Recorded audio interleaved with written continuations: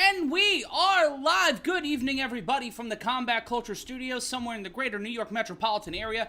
I'm Matt Ryan, that's Brendan Sokler, and this is UFC 271, the second pay-per-view of 2021.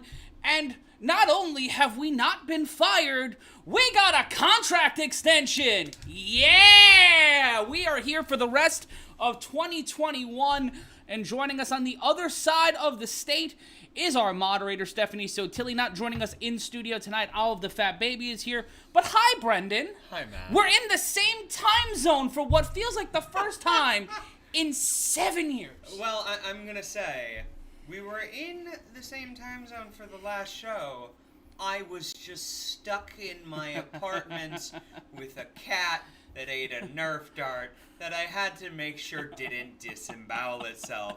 So in a way, we were close together, but fucking leagues apart. Happy to be back, happy to be with you guys, and happy to be here for such a fucking killer fight card. We got a banana pants card right now. Jared Vanderaa and Andrei Arlovsky are having our beautiful first fat man fight of the evening. We have a fat guy fight in the co-main event. I'm so happy. I just cannot wait for Derrick Lewis. Big, meaty boys slapping big meat. It's gonna be great. That was actually the name of the sandwich restaurant we were going to open, but the Better Business Bureau shut us down before we could even put up the sign. Did you know you have to refrigerate cold cuts? Who knew? But you know what? What we do know is we want you to be a part of the conversation all night long, no matter where you are on the Combat Culture Network. So much so that, Brendan, I've added a new thing to the show. You've added a new thing? Is it a feature? What it is. When you join us in the chat now, you'll be able to actually see your chat messages. Holy shit. That will be a part of the show tonight, so we want you to not only like and subscribe, ring the notification bell if you're watching us on Facebook, or if you're watching us on Twitter or Twitch. Be sure to follow, be sure to like, but also if you're watching us on YouTube, subscribe. We want you to ring the notification bell, but also leave a comment. We've got, let's go to the chat right now. We have Andre watching us from Facebook saying, "What's up, guys?" Andrew Scratch saying his diarrhea farts stink, and Adrian saying Baba freaking Booey. Baba freaking Booey to you. And also to you. Yeah, so a Baba Booey upon all of us. Today is basically the pregame show for the big game at the end of the season tomorrow night, but let's run through the main card at the end of the first round of the Hack-Parast Arlovsky fight. We got the Vanderaa Arlovsky fight. Nasrat Hack-Parast is fighting in the first fight of the main card, and he'll be facing Bobby Green. That one's going to be a banger of a fight. We also have tonight Alexander Hernandez versus Renato Moycano. That one's going to be a barn burner. I love watching Alexander Hernandez fight. And then Jared Cannonier and Derrick Brunson. A main event on a fight night card. Oh, yeah. We've got 3 fights that could be we obviously have a pay-per-view main event in the main event. Yes. But the other 2 fights could be ESPN or ABC level main events. And certainly contenders for fight of the night. Yeah. Like, there is a lot of potential in this Cannonier Brunson fight. And you know what? The next fight that we will speak of, I might be the most excited for, honestly. That would be Derrick Lewis versus Tai Tuivasa, a heavyweight fight for heavyweight humans. This is one of the... I feel like as wrestling fans, we occasionally get the question of, when you're talking to non-fans, what type of match do you show them to get them engaged? Yeah. Without seeing this, because I am not Nostradamus, I think this could be a fight that you end up just showing someone.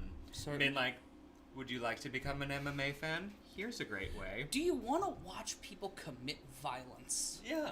This is the fight for you, and this is the fight for everyone. And it is in Houston. The last time we saw Derrick Lewis in Houston, he did get dropped by Cyril Gane. Not a fan of that happening, but it did happen. Yep. Taking a look at the chat. Shout out to Jazzy Boo 1212 LOL watching us from North Carolina. Take your shirt off, spin around like a helicopter. Adrian on Facebook saying Adesanya for the win. So that is our main event. It gets us to our main event. What could be fight of the year? Yep.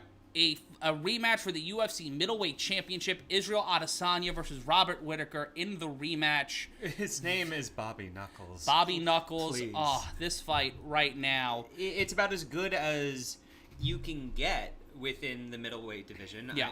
Robert Whittaker saying he was not necessarily in the best headspace or prepared to the degree that he wanted to be for Israel Adesanya. Adesanya, virtually untouchable other than his trip up to light heavyweight. Yeah.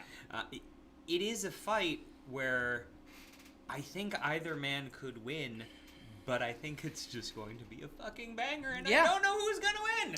And let us know in the chat, in the comments section, who you think's going to be walking out the winner tonight.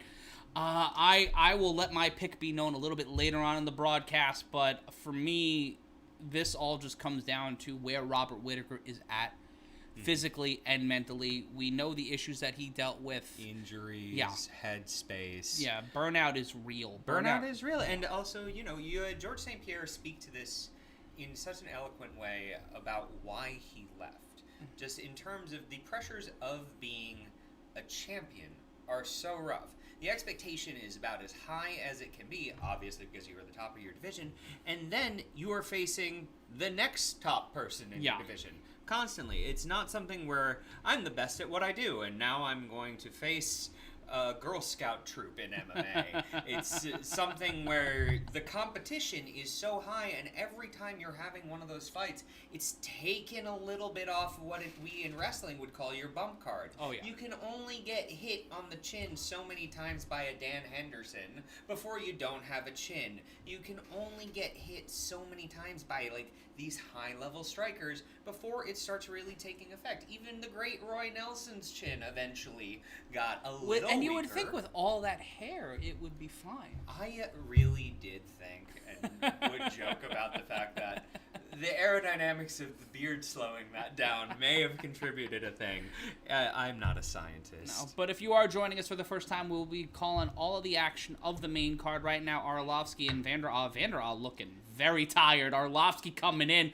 Both men fighting in the pocket, throwing some hands. Arlovsky's hands look loose, baby. Yeah, he looks in a good rhythm, and Vander Aal just looking. He sounds like how Ken Kratz described Avery, sweating, sweat. I just do that because it disgusts Stephanie Sotilli, our moderator. Good. The hungover Moth joining us. Welcome back, Moth. Haven't seen you in a while. How's it going? It's going well. We're glad to be here. We're glad to be live once again. We're going to be live for every UFC pay-per-view this year. And we're excited to see what's going to happen on the card tonight a little bit later on in the start of the show. We will be playing our favorite game, Guess the Time. Guess the Walkout. We'll be doing that at the top of the hour. So if you want to guess the time that the first fight will make its walk to the cage, the game that I do better than pretty much anybody else on planet Earth. Matt has maybe gotten a little bit of momentum and an unfair advantage. I'm the king. I'm the Osiris of this shit. Okay. I also want to throw in another game and caveat to our evening. Oh, really? One that I have not talked to you about. Oh, that's good. That's good. The host of the show doesn't know what's going on. So listen, that's good. There's only one way this happens, and I don't know if it happens. And I'm going to preface this with, drink responsibly, kids. Yes. I always get a lift home from this neck of the woods. They have been a saving grace. I also live here, so. And Matt also lives here, so he lifts himself to his bed. I walk 5 feet. But if Derrick Lewis and Tai Tuivasa do a shoey together, interesting, I will do a shoey. Interesting. A shoey for Brendan. Also, project. Joe Rogan in the chat saying, what's up? Well, he is not there tonight due to what they would call schedule conflicts. Okay. Hi, Joe. I don't think it's that Joe. But don't think But so. It looks like him in the photo. Well, it could be. It is my familial understanding that means it's true.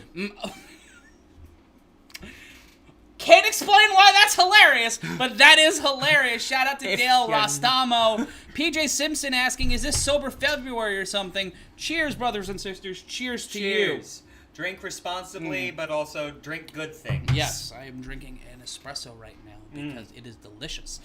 Nice. I'm having a Russell single barrel that I'm doing measuredly. But taking a look at the chat, the Hungover Moth, I want to ask you a question. Is that because of what do you think of the Norm Macdonald joke? But we're heading into the third round of the, and that's a Steph joke. Kevin Sandoval, we already answered that question, but thank you for asking. Vander just looking, he looks like Shane Gillis and Bobby Hill, like an adult Bobby Hill if he was an MMA fighter. Yeah. And I'm a fan. Right now, the live odds are Arlovsky minus 550, Vander plus 340. Well, it looks like he has it back, so let's say that his gas tank may be run on propane. Propane accessories. God damn it, Bobby. Damn it, Bobby. But one thing we're actually going to be integrating into the show in the future is gambling odds. We'll be trying to update the live odds throughout the show, so let us know what you think of some of the fights here tonight, some of your best picks in the chat, and I, as a gambling expert, we'll critique them. Kevin Sandoval saying, excited to watch the pay-per-view with you fellas. Well, we're excited to watch it with you. Yeah. And we're excited to watch it with everybody here with you again. Oh, it's Big Mac Dornival's birthday. Happy birthday. Happy birthday. Also, happy birthday to the birthday bitch himself, Brendan Sokler. Turned 21 again on Thursday. It's horrible to see. Every year, I lose all knowledge that I get. Yeah, I'm turning the Scottie Pippen number this year, so I'm not looking forward to it. There we go. Fucking this match is turning out to be quite the banger. It is a fun heavyweight fight. Yeah. Like, that's the thing, like, the heavyweight division, you're not gonna get the technical skill and the great BJJ. You're just gonna get a lot of large humans throwing hands, and this is like, the heavyweight division of the UFC is the closest thing to the original UFC, because it can just be buck wild. If you're under 265 pounds, you have a shot. Yeah. So that's kind of where it is. And John Narkval, thank you for thanking us. We thank you for watching us. If you don't want to pay $75, you can watch and listen along with us. We know people are driving, listening to us. If you're at work or if you're out of the house and you don't really want to do that. Shout out to AJ. Love from Boston. Love to you. Do the odds change as they go? Do they lock in at a point? So there's a difference. There's going to be fight odds and then there's live odds during the fight. So if you're betting, the odds will change during the fight, but once you bet, that locks in your number. So whatever you put your money in at, that's going to be the line. And let's go, you know what? Let's go to the chat real quick. We'll take a look at the chat right here. AJ Love from Boston. The Hungover Moth. What Norm Macdonald joke? Okay, after the show, you stay here on YouTube. Stay here on YouTube while Brendan gets pretty. Stay, and then type in Norm Macdonald Moth joke. Do not leave this chat. Do not leave me. I can't handle abandonment right now, but that's what you want to do. You want to look up the Norm Macdonald joke, but if you got questions, comments, concerns, anything else, please let us know in the chat. We got Michael watching us from the Philippines. Shout out to you, Mike, watching us from the Philippines as Vander just slowly, just regrettably wearing the tightest of shorts. Like, as a large gentleman myself, who outweighs either of these gentlemen, I would not wear the skin-tight shorts to the cage. But it holds the things in place, right? Yes, but I would wear basketball shorts, like the surfer board shorts. I would wear board shorts in this situation. Nice. Oh, Vanderrock clipping Arlovsky with a left. Mike Beltran, kayfabe in his beard. If you want your pants to have the punch that was, sometimes you gotta change the sizing. It's not just about loose, it's about cupping. It could be, yes, it could be cupping. And you can see the cupping on Arlovsky's back. But my God. That's one of those things to where I'm never really a big fan of just the tight shorts. I feel like they're constricting. Yeah. Yeah, I dare say. Yeah. Yeah. I mean, like, well, they can't be overly if Mirko Krokop could take someone's head off. All right, Krokop doesn't count. Krokop's not a person. I met Krokop. This is true. He's the scariest man I've ever met in my life. So... Scariest. 1,000% scariest human being I've ever met. Okay. So, scary bastard? Like, just generally? Not a bastard. He was nice. He's just scary. See, Matt, this is where you're wrong, because all Krokops are bastards. He makes jokes. Anyway. Yeah, you know what? Maybe, listen, do we have a subscriber goal today? Our subscriber goal is as many people watching us right now subscribing. So as many people as... We're setting pragmatic goals in 2022. It's all about the pragmatic goal. One or more is our goal. And but I was going to say, if we had a subscriber goal, I'm pretty sure we could convince me or Matt to put on these types of pants and see how high we can kick test this theory. No. Donate to the Super Chat if you want to see me and Matt donate to the Super Chat if you want to see Brendan do that. There we go. I am not a dancing monkey. Donate to the Super Chat if you want to see me do it, and donate to the Super Chat if you don't want to see Matt do it. Yeah. We'll take either way. Yeah. In the comment for the Super Chat, let us know. Yeah. Noel Chavez Aguilar saying no one cares. You're here. You do. Yeah, that's unless you're going, in which case, girl, bye. Let's see. Andrew Scratt, my diarrhea farts smell tasty tonight. Don't sell for that. Listen. Stephen Kelleher joining us as per usual. Thank you, Stephen, for joining us. We are going to be live all night long. We're going to be running through the start of the main card in just a moment. It has reached the top of the hour here in New York City. Or the place that we wrote in the description for the show. So get ready for that. Tomorrow is the Superb Owl. I will be watching the Superb Owl. What is the Superb Owl? The Owl? big game at the end of the season that we can't legally say what the name of it is. Okay. It's the one where they play with that brown lemon ball. Yes. That's nice. Good for them. We watch real fucking sports, like wrestling and this. Wrestling, mixed martial arts, and football pay my bills, so I am grateful for all of those things. You are allowed to have some love for football. I can be like, it's real sports, also, like pro wrestling, mixed martial arts, and HBO's The Gilded Age. You're also from D.C., so football hasn't been a real thing in your town since the XFL left. Well, here's the thing, Matt. So let's run through a timeline here. I'm born 88, and then what happens to my football team? Not much good after that. No. And then let's see, I go to University of Miami. They were pretty good back in the day. The U was back, as they say. Yeah, but I went there in 2006 to 2010. Yeah. Pretty. Not great times. Pretty rough. And then Andrei Arlovsky getting the win by split decision as they're like, get the fuck out of the cage. We have things to do. It is 10:02. It's a pay-per-view. We need to show video packages for no real reason. Kyler Sullivan asking, are you showing their fights? 87 question marks. No, we are not. We are not showing the fights. Said we are. Thank you, Jazzy Boo. We're just radio style. It's like when you listen to a baseball game in your car. And we're not sounding like this during the entirety of the broadcast. Though if I get asked that again, I might. Yes. But, Wade Stewart, g'day, mate. How are you guys? How are you, Wade? Glad to have you here with us. Let us know where you're from, too. If you're watching us from Australia or New Zealand, if you're watching us from any of the oceanic countries, or just anywhere in the world, we've got people from North Carolina joining us, people from across the North American continent, across Asia. We want to know where you're from, how you are enjoying the program here tonight. UFC's 271's video package opening with Ron Perlman. Is on the screen right now. We are getting into the meat and bones of the pay-per-view. A big card. And is it fair to say, like, for MMA fans, these are fun cards? But yes. Is the super card in MMA a thing of the past? Yes and no. I think the super card in MMA is something that is reserved very specifically for either expansion or very particular numbers.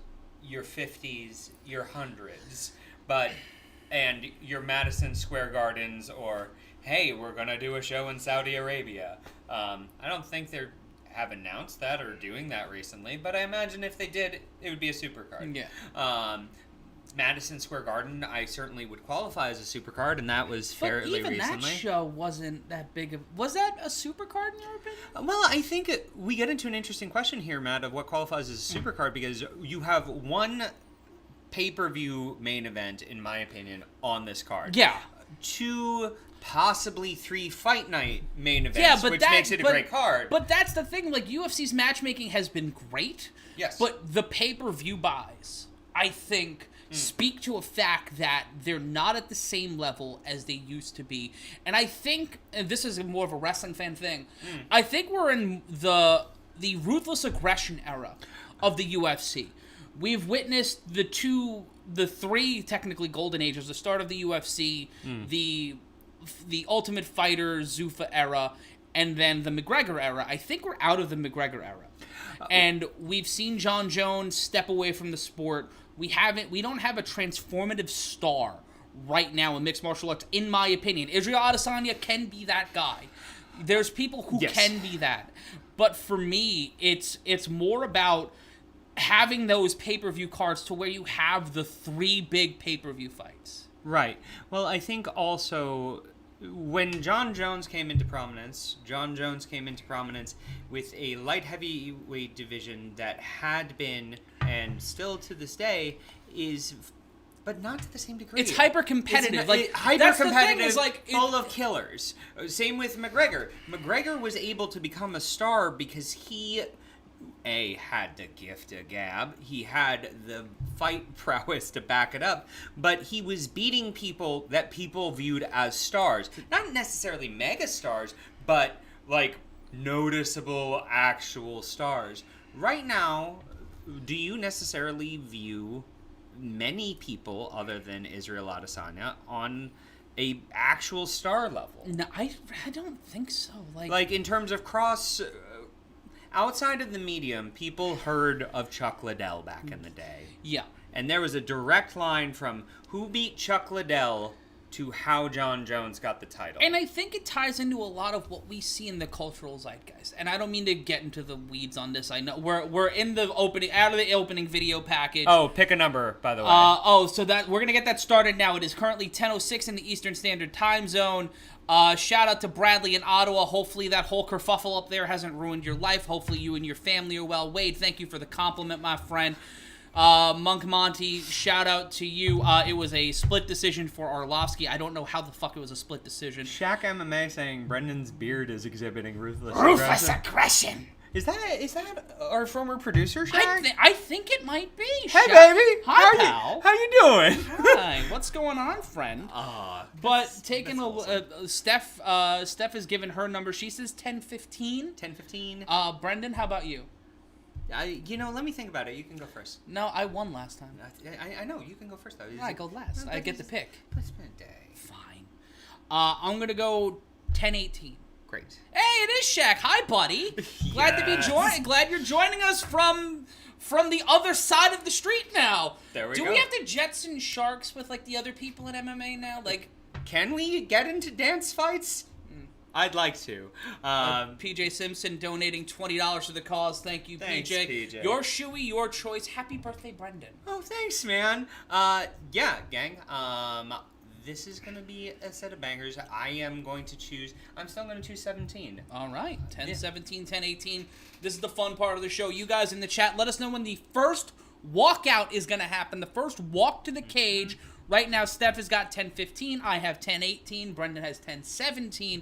So let us know in the chat. It was a tiny window, but it was the number I had in my head. You got you got 2 minutes. From 10-16 to 10-17. You've got a good window. I got a whole 2 minutes, baby, and I can do a lot in that. Oh, it went weird. Yeah. Jazzy Boo 1212 LOL taking that 10-16 bucket, but it is a fun night here, and we'll be with you all main card long. If you don't want to listen to John Anik, Michael Bisping, and Daniel Cormier, you've got us. Yeah, or you can listen to them later, because I promise we're probably going to be sillier. Yeah. Jonathan Roncone saying, I'll take $1, Bob. Fuck you. We do play by Price is Right rules, though. We do play by Price is Right rules. This is my backdoor audition to take over the Price is Right when Drew Carey inevitably leaves it, because I believe they're going to swap it with another heavy-set man who has glasses and a beard. If you started a Twitter account saying heavy-set man with beard and glasses wants Price is Right, and just tweeted at Drew Carey every day, I think you'd have a shot. Yeah. Naysayer saying easy to tell which one is the twink and which one is the Papa Bear. Ginger is the twink. We're both gingers, You got that. Mary Chang saying 10:16 Pacific Standard Time when Izzy walks out. So that would be 1:16 Pacific Standard Time. How? Also, backdoor. It's not a butt joke, guys. It's a common phrase in the media, which we all remember of the Illuminati. Yeah. We have decoder rings. Mm. I found out my friend's a Mason the other day. Really? And I said, that sounds fun. Anthony Mason from the Knicks? No, I was like, I'd love to join if I got a super cool decoder ring. They have decoder rings? He had a ring. I don't know if it decodes anything. Son of a bitch. But that's enough to get me But interested. I don't want to. I already am I already got enough things. That's fair. Like I got This is the one with the fezzes? Yeah, no, those are the Shriners? Yeah. Let us know if you're a part of any organizations that wear fezzes. We would be interested in joining those. Anything hat-related, I think we're fine. Yeah, we're fine with any hat-related things. Yeah. And let us know. That's my driving force. Yeah, all things even though we have such lovely hair. Yeah, it's true. I do believe that we have in studio, by people in the studio, been told we are the most hair-forward, fantastic hosts there are. Yes. Are there other people that do these things? No? Yeah. No? It was a low bar. We step over it, though.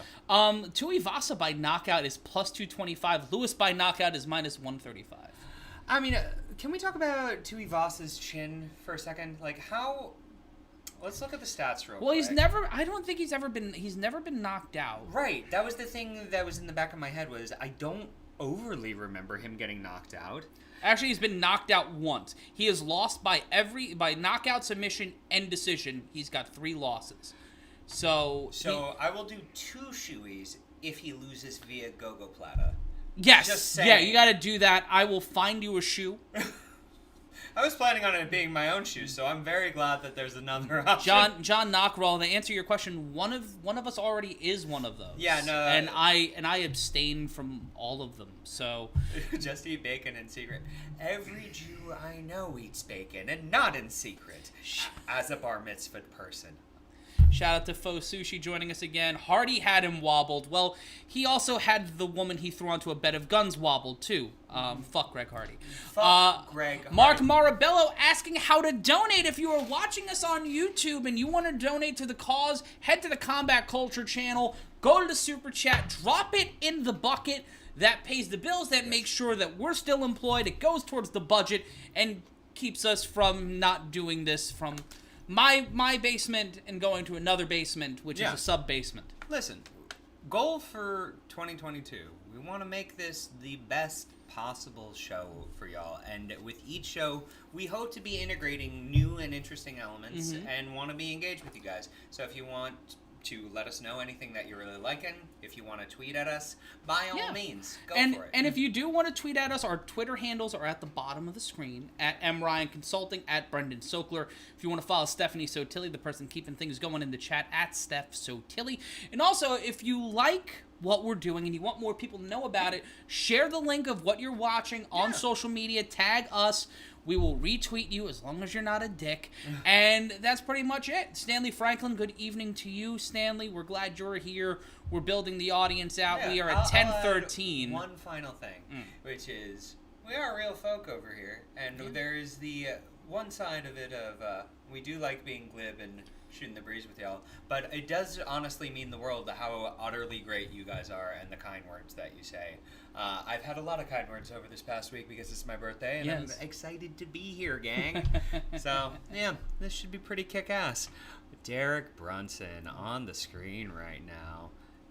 Blonde hair looking fresh. The ruthless aggression era Shelton Benjamin look. But will there be any stopping him, Matt? No! As long as his mama doesn't come out. That song was Jack so Tobias, just show us the fights, get more views. Then we're taken off the air and fired. Then we don't do this anymore. Yeah. We're not here. Well, we're here to entertain you. We're not here to please you. Yeah. Also, if you want to watch the fights, there's a link in the description below to how you can watch the fights along with us. Jonathan Roncone wishing you a happy birthday. Oh, thanks, Jonathan. Everybody wishing Brendan a happy birthday. Charlene joining us again. Charlene, glad to have you with us as per usual. We got a lot of people who are joining us, whether you're first time or long time. We are so glad you are here. We're working on new ways to get everybody integrated into the show. We do have the new chat function. on here. Can you boys lay down some predictions or what? We're gonna, you know what? Let's do the first fight. The thing about this show is we do the predictions before each fight, not just because we want you guys to keep watching, but also because it allows us to inform based on what's going on over the course of the card. What the fuck is actually going on? Yeah. But we'll start off with the main fight, the first fight of the main card. Bobby Green versus Nasrat Haqparast. Green walking into this fight, ending a 2-fight losing streak, both by unanimous decision back in November, getting the win over Al Iaquinta. Green is the -140 favorite. Haqparast is the +120 underdog. Coming off of a loss, Haqparast is to Dan Hooker back at UFC 266. Both of these guys with not that long of a layoff, 3 months for Green, about 4 or 5 months for Haqparast. This one's going to be an interesting fight. Right now, I would go with Bobby Green. I would go with the favorite here. I'm going with Bobby Green. I have my hopes for Bobby Green. Bobby Green, to a certain degree, for me, is Cody Garbrandt of his division. I saw him, I think in Bellator was when I first saw him, and his movement is insane. It's amazing, and I had incredibly high hopes for him, and I still do. Or maybe even, oh God. I'll remember his name in a minute.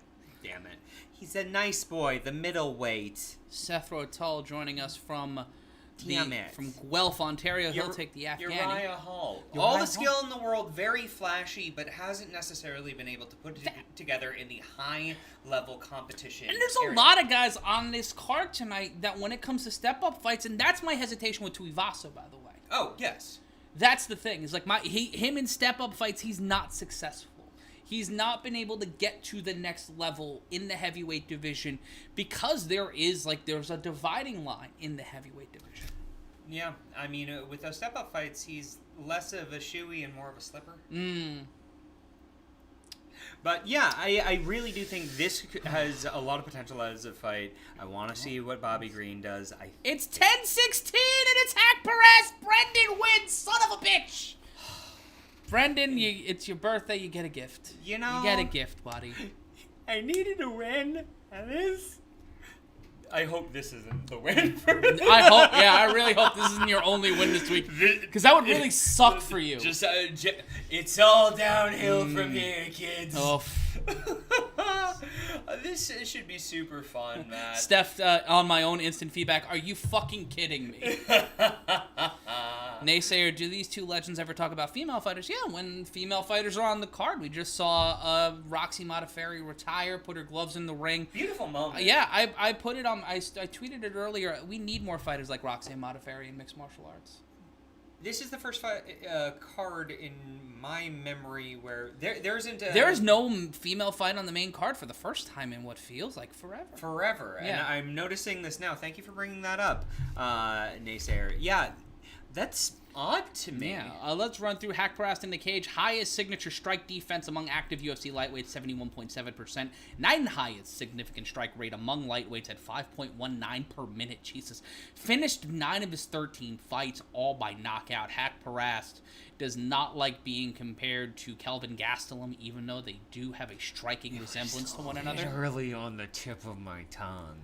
But also, another comparison is he looks a lot like a ladybug right now. Yes, he's got the cupping gimmicks. I will never understand the use of cupping. I've done it twice. One time it completely released my back. The other time I think someone was very bad at it, and I feel like it poisoned me. I was dead for days. No good. Charlene asking in the chat, how's the new commentary booth without Joe? Well, we watched the fights on mute, so... I got to listen to a little bit of the prelim card while setting up the studio. It was pretty solid. They've done pay-per-view cards without Rogan before. They did a few in the last few months without Rogan. Yeah. Because of what's going on. Things in the world. General reasons.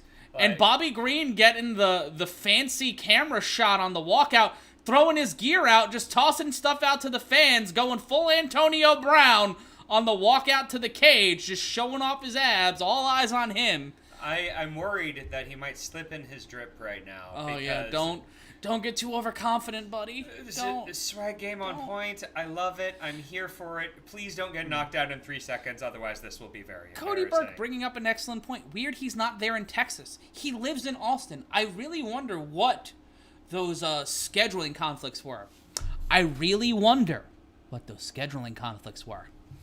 You know, there's reasons. I just can't Spotify it. It's something. Rate, review, and subscribe. Yeah, please do.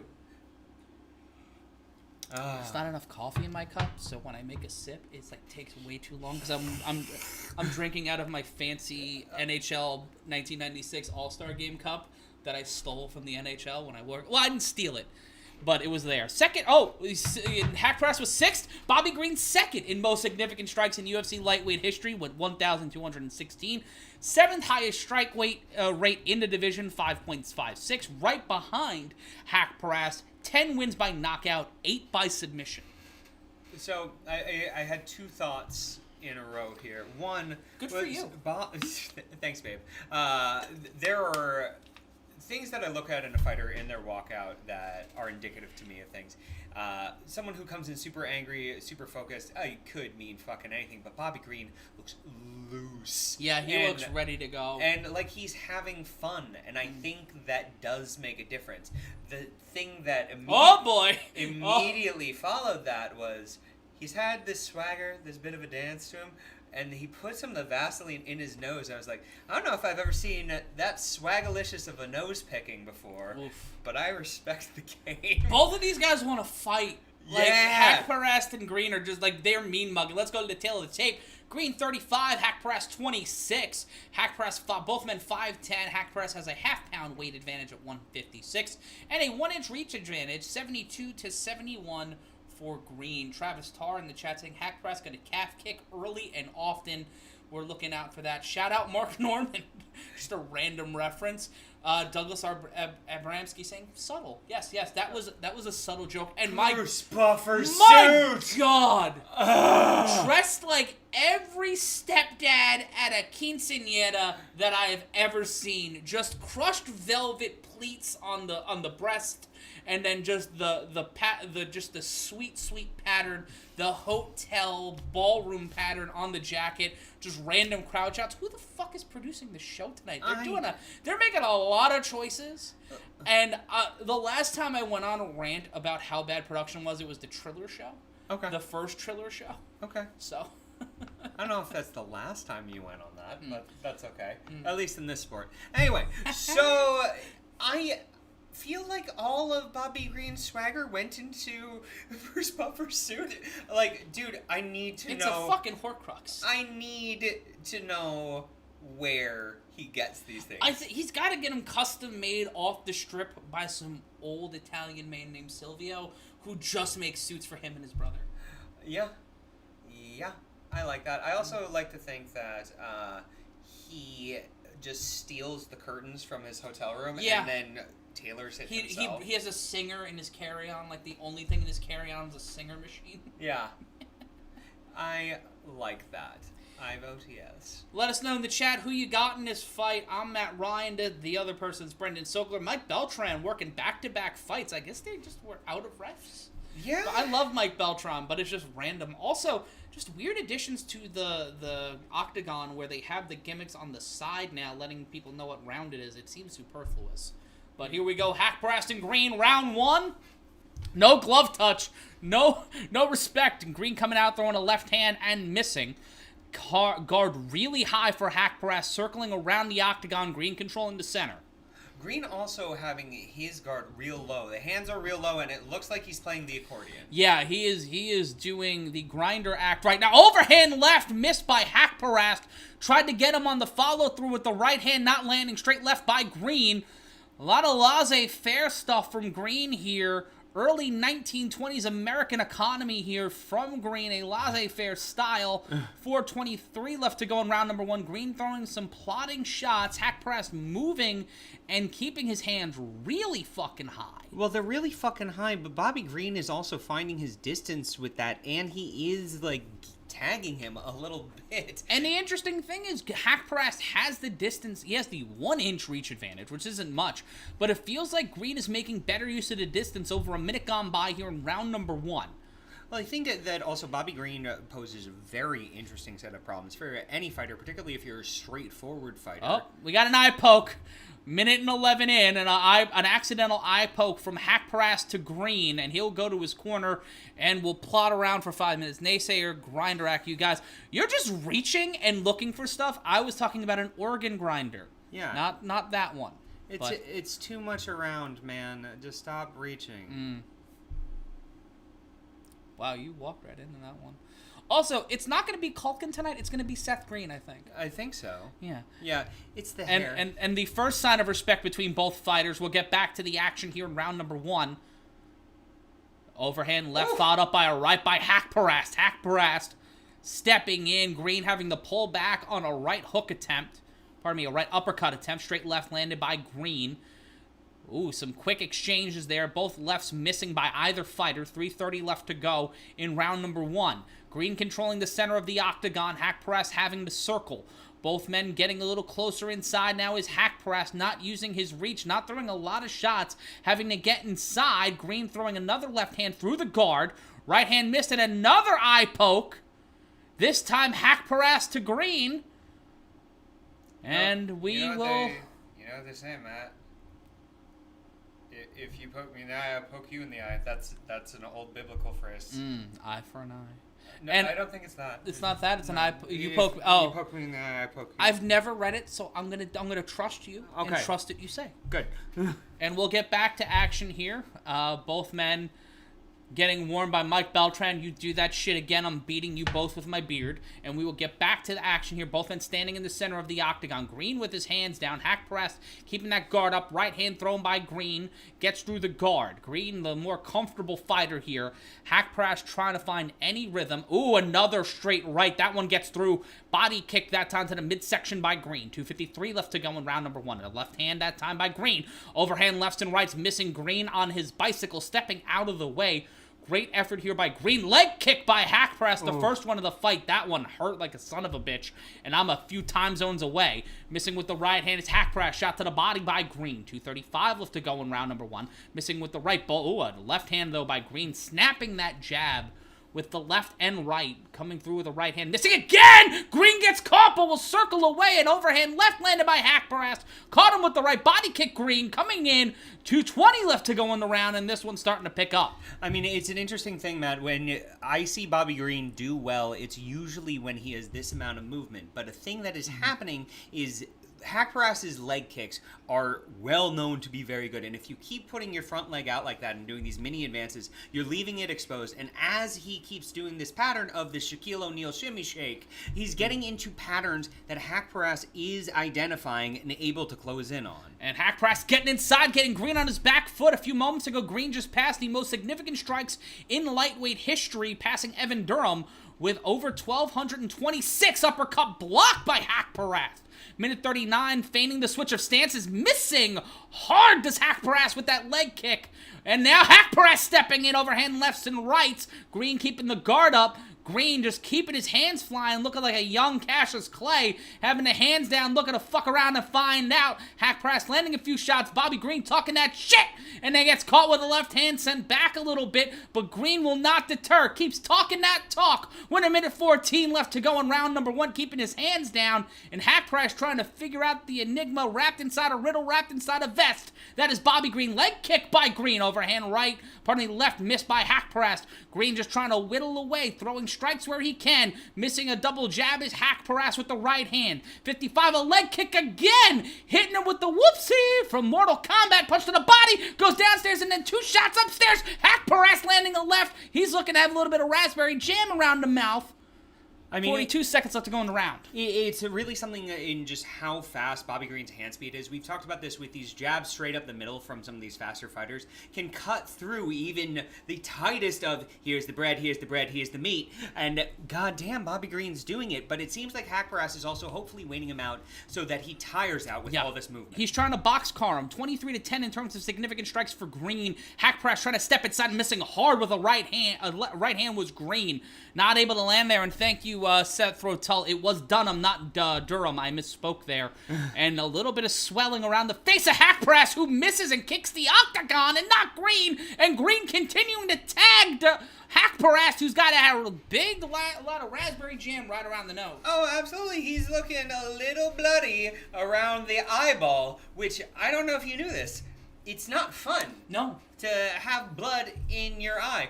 Bobby Green looking pretty good. A little bit of he's standing. On his nose. He's going to stand. He's chilling. He's keeping... Well, not chilling. He's keeping his heart rate up right now as he's in a flow state. He's in a groove. And he's really just picking off at the head. Yeah, and you can see there's a cut. They're trying to... underneath the left eye of Haqparast. Right here where my bags are. Yeah, and you have it on the side of Bobby Green's nose. But this is the jab strategy from Bobby Green is really fantastic. Yeah. It keeps Haqparast away from a distance where he's a bit more uncomfortable to do a leg kick, and it's also regularly jostling the brain inside the skull, so he's getting a harder time figuring out distance. It's also hurting. It's taking away the chin. And then whenever he does get his focus, you got Bobby Green just shimming in his face. And where am I supposed to punch? And Green's been able to counter, and also shout out to the chat. Let's take a look real quick. PJ Simpson, Bobby's landing at will, but he's going to get caught. Well, he hasn't been caught so far. It's going to be a while, and with that busted up nose, don't know if that's going to be a thing. We're heading in the round 2 here in Houston. I'm Matt Ryan. That's Brendan Sokler. Haqparast keeping his hands up, and Green just trying to punch through the guard here, just throwing combinations through 3 rights, and then follows it up with the right-left-left combination. Throws through the left again. Minus 295 for Green, plus 210 for Haqparast right now on live betting. So if you're looking to get in some money on Green, or if you're trying to get some money on Haqparast, now's the time at plus 210. And that nose is starting to bleed again, Brendan. Even though he's got the guard up, Haqparast getting tagged, missing with that right hand, but punching through the guard. He's just going to keep plowing through. Just keep plowing through like me with anybody I've tried to date. Just keep bothering him and bothering him and bothering him. You just got to wear him down. I would not suggest that for anyone. Head kick by Haqparast, and Bobby Green wipes the dust off his shoulders. The man is disrespectful, and I fucking love it. And Haqparast comes right in with a right uppercut and overhand left. He has decided that he is not going to take this shit no more, and he is going to fight Green, though, continuing to tee off here with lefts and rights. You know, it's really something utterly fucking impressive to see the movement of Bobby Green like this. And Haqparast coming out with some really solid aggression. I mean, particularly for a little ladybug that would make Lindsey Graham cry. It's fucking fantastic, man. Right to the midsection, followed by an overhand left and then a kick to the body and 2 more shots from Green. 330 catches! Goes for the Owen Hart Inseguri gimmick. Green catches Haqparast's leg, but he punches his way out of it. Green's back close to the octagon. He does not want to get up against that fence. He does not want to give Haqparast an opportunity to slow down the pace of this fight, or at least have time for Green to slow down his energy right now. I don't hate this for either of these men to be taking a little bit of a breather because they both seem a little gassed. But I do think right now... Overhand left by Haqparast, missing with the right hand. Green is still looking like the fresher man despite the fact that he is in constant motion. Green got pushed up against the fence, and you're starting to see that raspberry jam coagulate on the face of Haqparast, and he gets hit with another right hook and an overhand left just coming straight in and clean. Yeah, Haqparast is looking like he's... Jesus, mother of fuck! Head strikes, 47 for Green, 15 for Haqparast. This has to be the strategy. We're at a round and a half in. It's a round and a half in. Oh! Green went for an uppercut, missed, and eats shit from a Haqparast right hand. 2:20 left to go in round 2. We got ourselves a fight, ladies and gentlemen. Well, it's also 2 different styles of striking that we're dealing with. Peppered is what Haqparast is. Pepper. And then good God, swinging for the fences, Haqparast going after Bobby Green's face. And I think Haqparast has figured out some timing now because Green's been not... Haqparast getting inside, getting into Green's kitchen, landing a shot there, missing two, but landing one. A leg kick by Green. Overhand left by Haqparast. Gets his Green glancing, trying to get out of the way of that one. Minute 45 left to go. Overhand left again by Haqparast. Just trying to get the timing and the rhythm down. This might be a round that Haqparast is able to steal because he is being hyper-aggressive here. Another right hand from Haqparast. You know what's really interesting, Matt? To me, a lot of the time, these fast-moving... Green just threw 5 punches and they're all landing through the guard. Oh, Haqparast with an overhand right. It's something around the 3-minute mark in the second round of a 15-minute fight that often I see fighters that have had high output in terms of their stance, the Clay Guidas of the world, like lose a little bit of steam for a second. But it's really determinant of what happens in the third round and are you looking like you're losing at the end of the second? Because right now I got Bobby Green up by 2, but if Haqparast gets a takedown or some really strong strikes, I could see it going his way. Overhand left missing by Haqparast, but caught with a right. Both men under 45 seconds, at 48 seconds, left to go in the round. Haqparast keeping that guard up, but Green again finding a way to tag, get inside that guard, because Haqparast has to keep a bit of it open so he can see head kick. Blocked by Green, 51-25, a 2-to-1 ratio and significant strikes in this round in favor of Green. Haqparast landing a couple of shots there, but this has been Bobby Green's round. You're correct on that, Brendan. Overhand left landed by Haqparast. The later this round has gone, the better it's been for Haqparast, but Green keeps finding a way to land shots, and Haqparast trying to go stride for stride here with Bobby Green with 12 seconds left to go in the round, trying to go strike for strike. That's kind of like going shot for shot with a Scotsman. It always ends badly, and you don't know where you live after. It was great and you loved it. And Green and Haqparast will go to round 3. Both men, Green, just straight talking cash shit. You've got a fucking round left to go, guys. You know, and Haqparast just raspberry jam everywhere. Yeah, no. Just everywhere. He looks like he walked out of Sarah Beth's with a to-go bag and fell down. They have very famous preserves. You should go. But if you're ever in New York? If you're ever in New York, go to Sarah Beth's, get some brunch, get some preserves. You'll love it. Send some to your mother. Say hi to your mother for me. Anyway, this was great. Yeah. The second round of this fight was utterly fantastic, where we saw Haqparast start to find some of his timing and also deviate from just throwing bones to really mixing up his combinations and getting inside distance. But the movement of Bobby Green, even after 2 rounds of just constantly being in motion, it just won't stop. He just doesn't stop. Relentless. He's like Nandor, just fucking relentless. What We Do in the Shadows, great show. Also, my cat's name. He's doing better now, guys. I need to catch up able on to that show. sleep. That's been good. Great. Yeah, last show you were not well. I was on 3 hours of sleep, and frankly, I apologize to you fans for that. Yeah. Well, you're here now, and we're live, and this fight is live. Shout out to Lauren Heisey, who's joining us in the chat.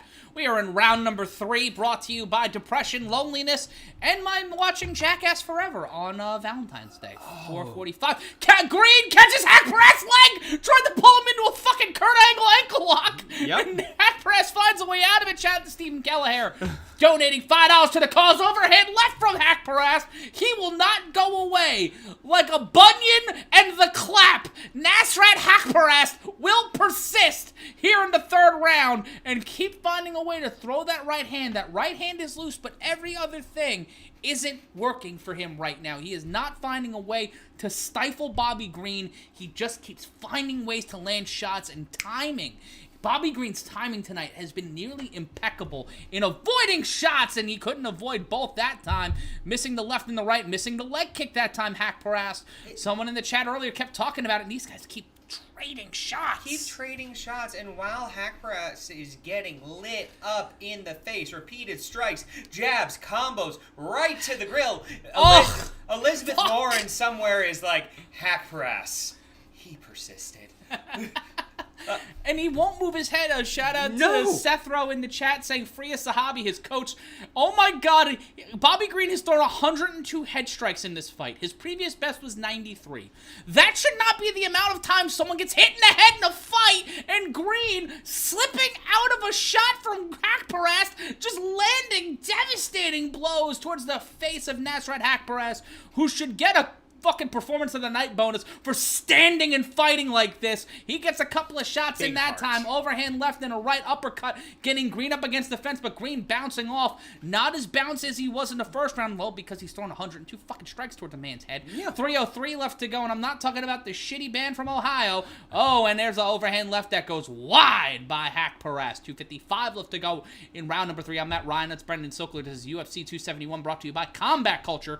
Green landing a right and then an overhand left through the guard of Haqparast. Another shot to the jaw. Haqparast trying to scramble, but has to keep his hands up. Not able to break through and find a rhythm. Green is knowing when to throw the strikes, because as soon as Haqparast makes any move with his hands, he throws a punch. And both of them fist bumping there. You know, I was going to ask you, Matt, like, if you were Haqparast, this would be the time to pivot, but every time you also pivot, he gets punched in the fucking head. Yeah. So, like, what do you do there? You leg kick, you try to, overhand left, followed by a right to the body, the right missing by Haqparast, and through the guard again, Bobby Green just throwing through. The lack of takedown attempts by Haqparast is truly puzzling me.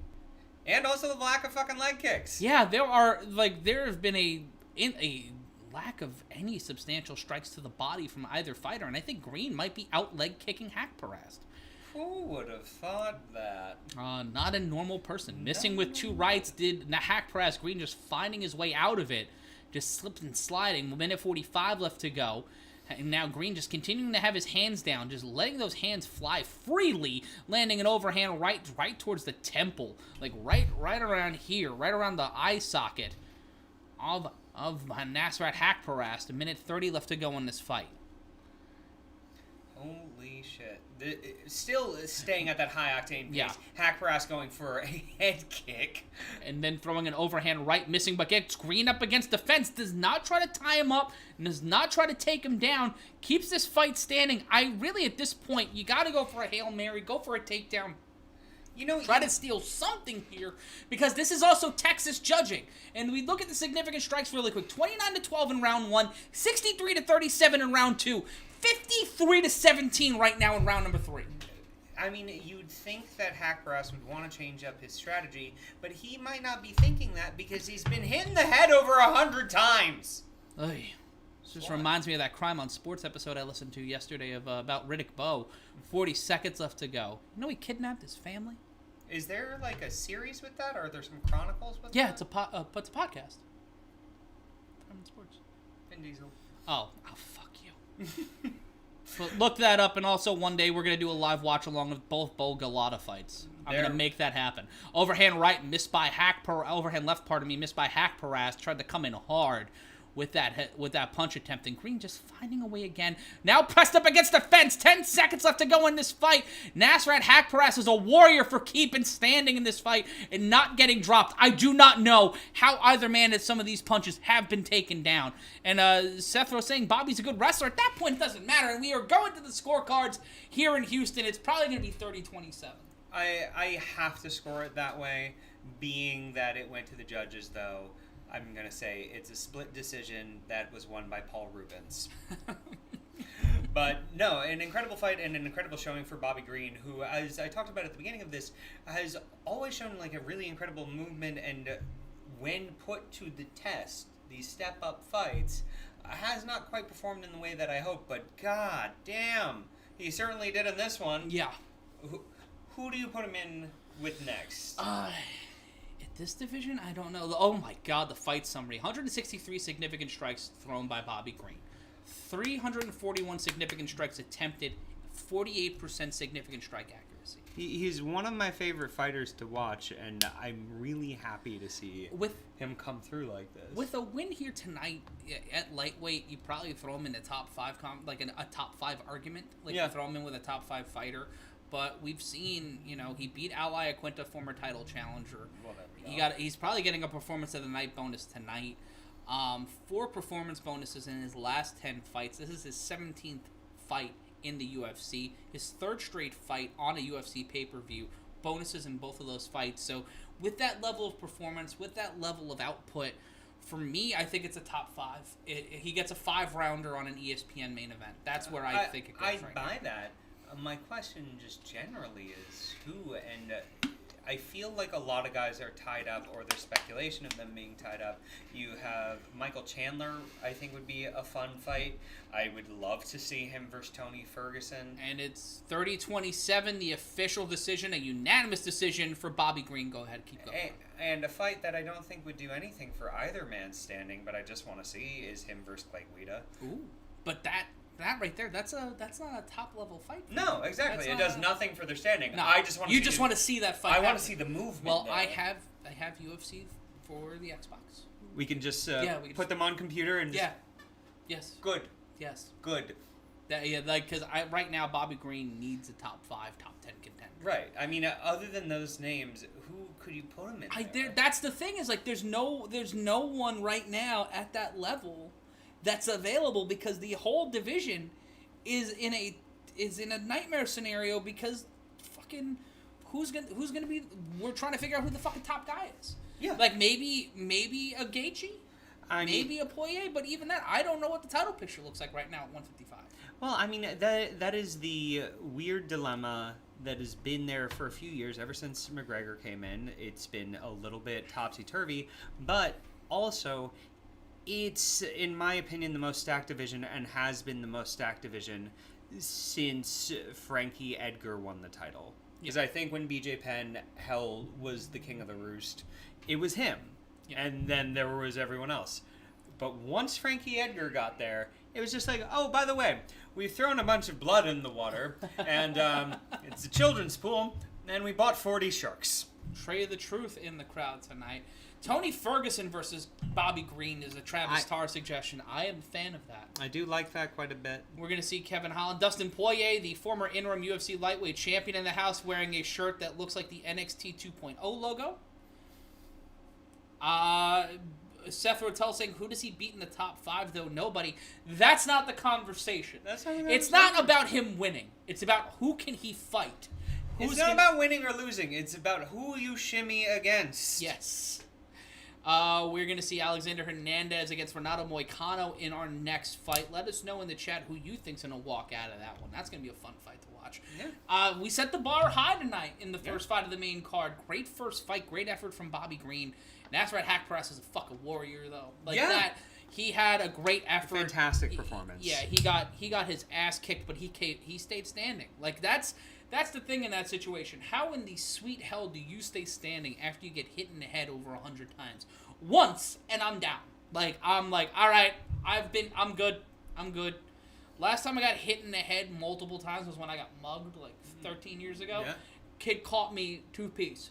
Bang, knocked my glasses off. Oh. And then caught me right here and, busted my lip open. And that kid grew up to be Chuck Liddell.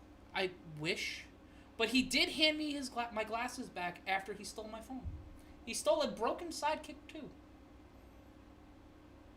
So, he stole Jason Todd? Yes. Oh, fuck you. That felt great. Anyway. Why do you do, at least one time a show? Just... make me regret hiring you. It's a test. I want to love you. I know. But I'm glad to be here, gang. Yeah, 102 shots to the head sounds like your love life leading into your 30s, but, it is still an impressive thing to stay standing. Yeah, better than you ever did. Lucas007, best commentary team around, strapped in down under. They're ready for Bobby Knuckles here tonight. Bobby Knuckles. Seems like... as it was put. Yes. We should be still on the air. Hold on one second here. Oh. Yeah, the winner of the fight was Bobby Green by unanimous decision for those who missed it. Bobby Green by unanimous decision.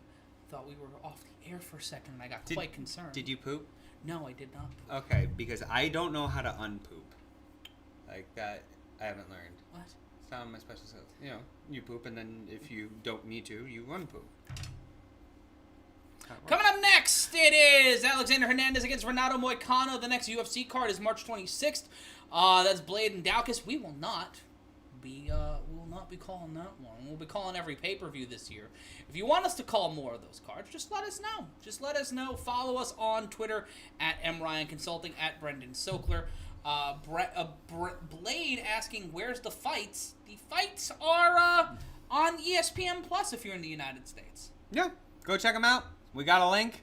You can watch them along with us, or you can just watch us and then eventually check them out later. And then, actually, the next time we'll be on pay-per-view, the next time we'll be here is actually before that, March 5th. It's Colby Covington versus Jorge Masvidal for the Who Gives a Fuck. That's the sub. Remember when UFC pay-per-views had subheadings like Redemption or My Mom? Like it's this one is UFC 272. Who gives a fuck? So. Well, do you remind me? What's the AAA heavyweight title called? The Mega Heavyweight. Yeah, this is the MAGA Heavyweight Championship. Oh, I see what you did there. Yeah. And you know what? It couldn't happen to less nice guys. I'm really the winner will actually be the Grand Marshal of a boat parade because those seem to be important. I think the term you're looking for is wizard. But anyway, fuck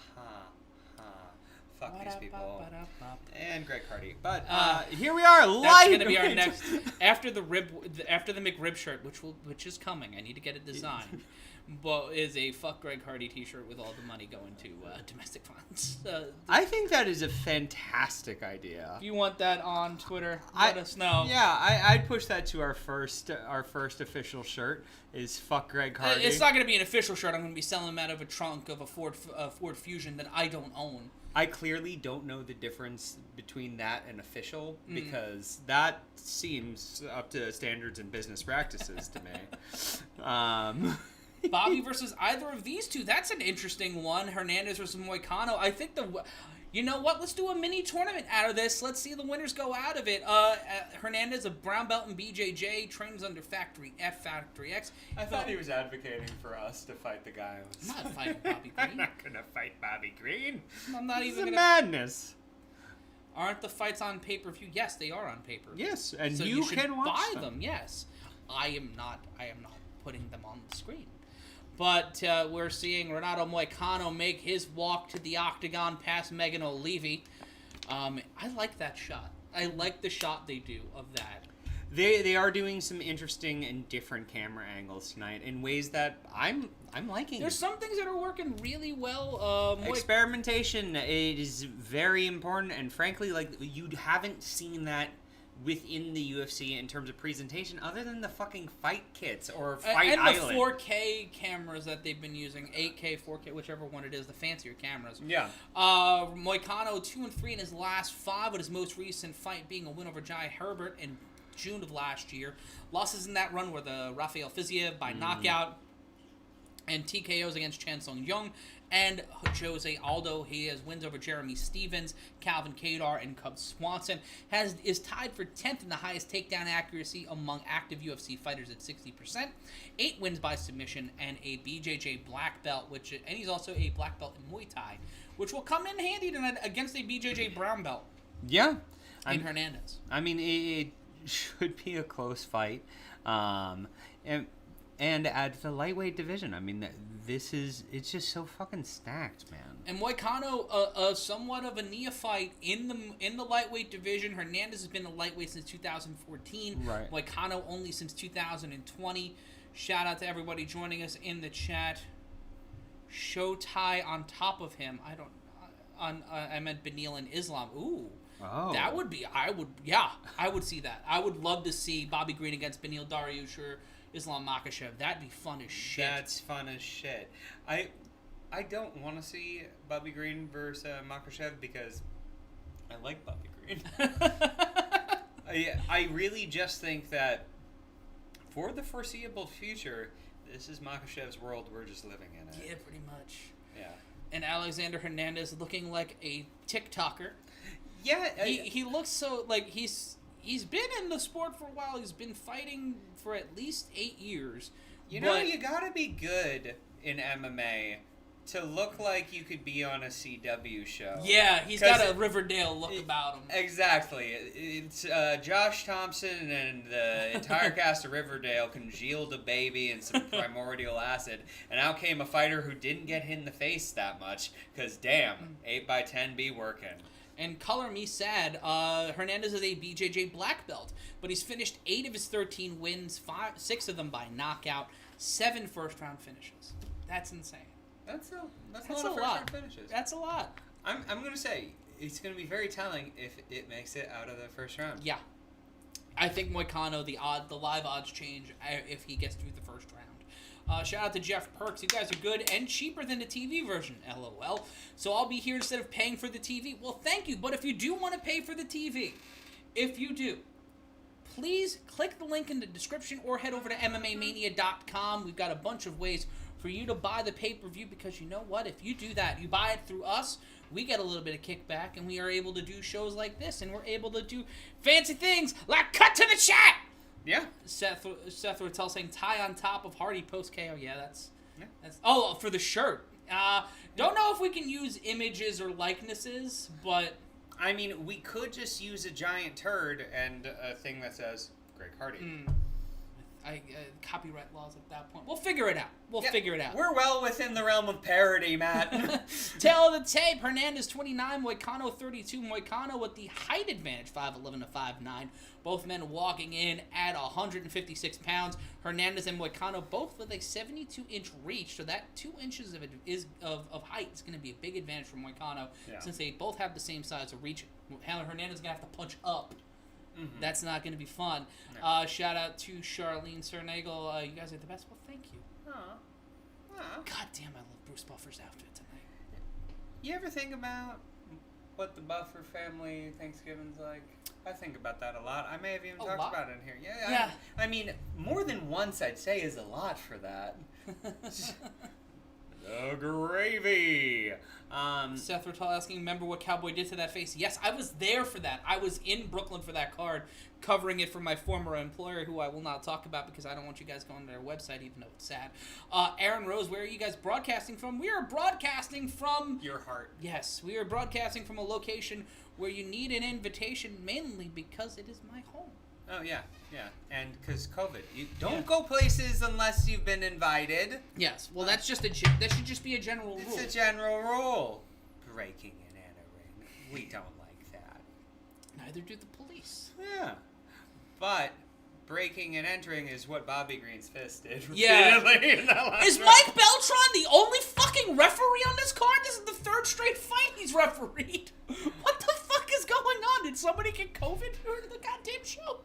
I think that's pretty fucking likely, brother. What the hell? Hernandez and Moycano. Here we go. Round number 1. Both men going straight to the octagon. Straight to the center. Leg kick landed by Moycano, missing, and then Hernandez landing one. And a kick to the knee by Hernandez, who's got a lot of cups, drinking out of cups like a motherfucker. Catalyst Wrestling is doing great, Shirlene. You can subscribe right to it right now on YouTube by searching Catalyst Wrestling or watching it on your local television station. More information is at Catalyst Wrestle on Twitter. Left hand thrown by Hernandez. Moycano landing a couple of shots. Straight left hand landed by Hernandez. Head kick missed by Hernandez. That height coming into play here. Oh, leg kick by Hernandez, leading to a left-right by Moycano. This is a level of speed that's coming out of these two that's utterly insane. It's these guys are working at a flyweight pace. Left-right combination landed by Moycano. These guys are fighting like it's a Tijuana boxing match on a Saturday night, going hard and going fast here. Just over a minute gone by in round number 1. Hernandez throwing an overhand left. Moycano looking for an opportunity. Both of them respecting each other's speed a little bit, and frankly, a little bit more than I'd like. Go back to the punching in the face! Moycano went for a takedown, missed an overhand right. Hernandez pressuring out of the box, throwing a right uppercut that time, landing a leg kick to the thigh of Moycano. 338, and again Moycano going for a single leg. Peeling out of it is Hernandez, pushing away, trying to feint a couple of right hands, does not land. Leg kick into the inside thigh, landed by Hernandez. 3:26 left to go in round number 1. Moycano again trying to go for the takedown. Great defense so far by Hernandez, playing keep away. like someone did with a Mets hat to me in the 6th grade. I hate that woman. Hopefully she is not well. A tie-up attempt now by Moycano, pressing up against the fence. Now trying to find a way out of it is Hernandez. He is now falling into the quicksand, going into the shallow. Hopefully he doesn't piss himself on an award stage. Moycano taking down Hernandez, but Hernandez trying to pressure up, both back up to a vertical base, but still wrapped up by Moycano. Moycano trying to go underneath, trying to take the inside of that thigh, but Hernandez trying to step out, maybe go for a hip takedown himself, and a great stop there by Hernandez, peeling out of it, but Moycano just crashing Hernandez into the fence and doing a trip takedown. Now into the mount, trying to go into a standing, trying to get into side control. Pardon me, a lot of moving parts here. Truly impressive takedown, a big throw, and inside control right now. You have Moycano really trying to get underneath the neck right now. Maybe trying to go for a side choke. Could be going for that. Maybe trying to pull the choke in and try to stale it down. We are one fight into the main card. We are on our 2nd fight here tonight. It's Hernandez versus Moycano. I'm Matt Ryan, joined. And standing up, trying to take the back is Moycano. Hernandez scrambling out of it, but now landing right on his back. Moycano trying to get into side control. An elbow by Hernandez to the side of the head of Moycano. Moycano almost getting fireman's carried by Hernandez. Hernandez standing up now, has turned the tide and now has Moycano up against the fence. And an elbow by Hernandez. 1:37 left to go. And Hernandez throwing a few shots. Head kick blocked by Moycano. Straight left landed by Hernandez. 90 seconds left to go. Leading with that left hand is Hernandez. Right, left combination. Flying right hand missed by Hernandez. 1:23 left to go in round number 1. Hernandez testing that reach. Moycano trying to go inside again for a takedown. Does not land. Hernandez with a left.